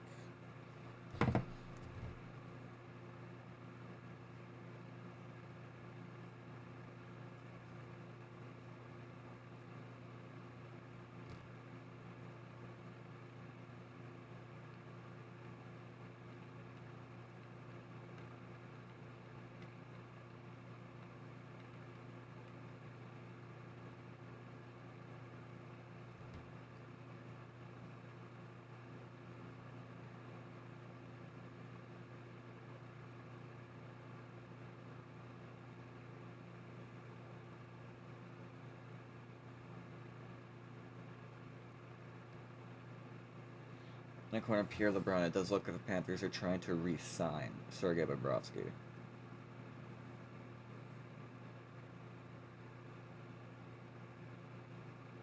I believe the trading deadline is for sure over. However, I believe teams still have a little bit longer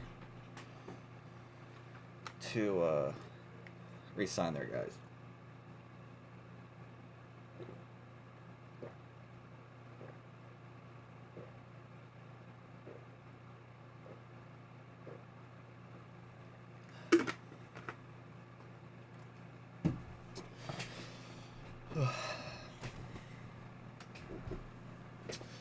But yeah, I think that's gonna be it for the most part. I've heard there's still a few more trades left in the queue, so there might be some stuff still getting announced yet, but I know for sure these are the bigger ones.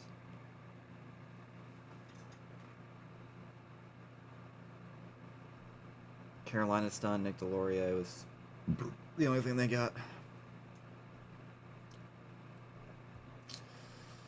That does really surprise me that Carolina wasn't more active. I feel like for the top team in the Metro, they would have tried to get at least one more, like, solid depth guy. But I guess not. But Carolina's decision, not me.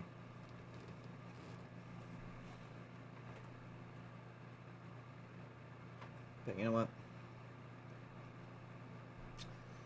If there's anything, I'll announce it on my socials. I'll post on my TikToks. If you follow me on TikTok, follow me on there. I'll post on here.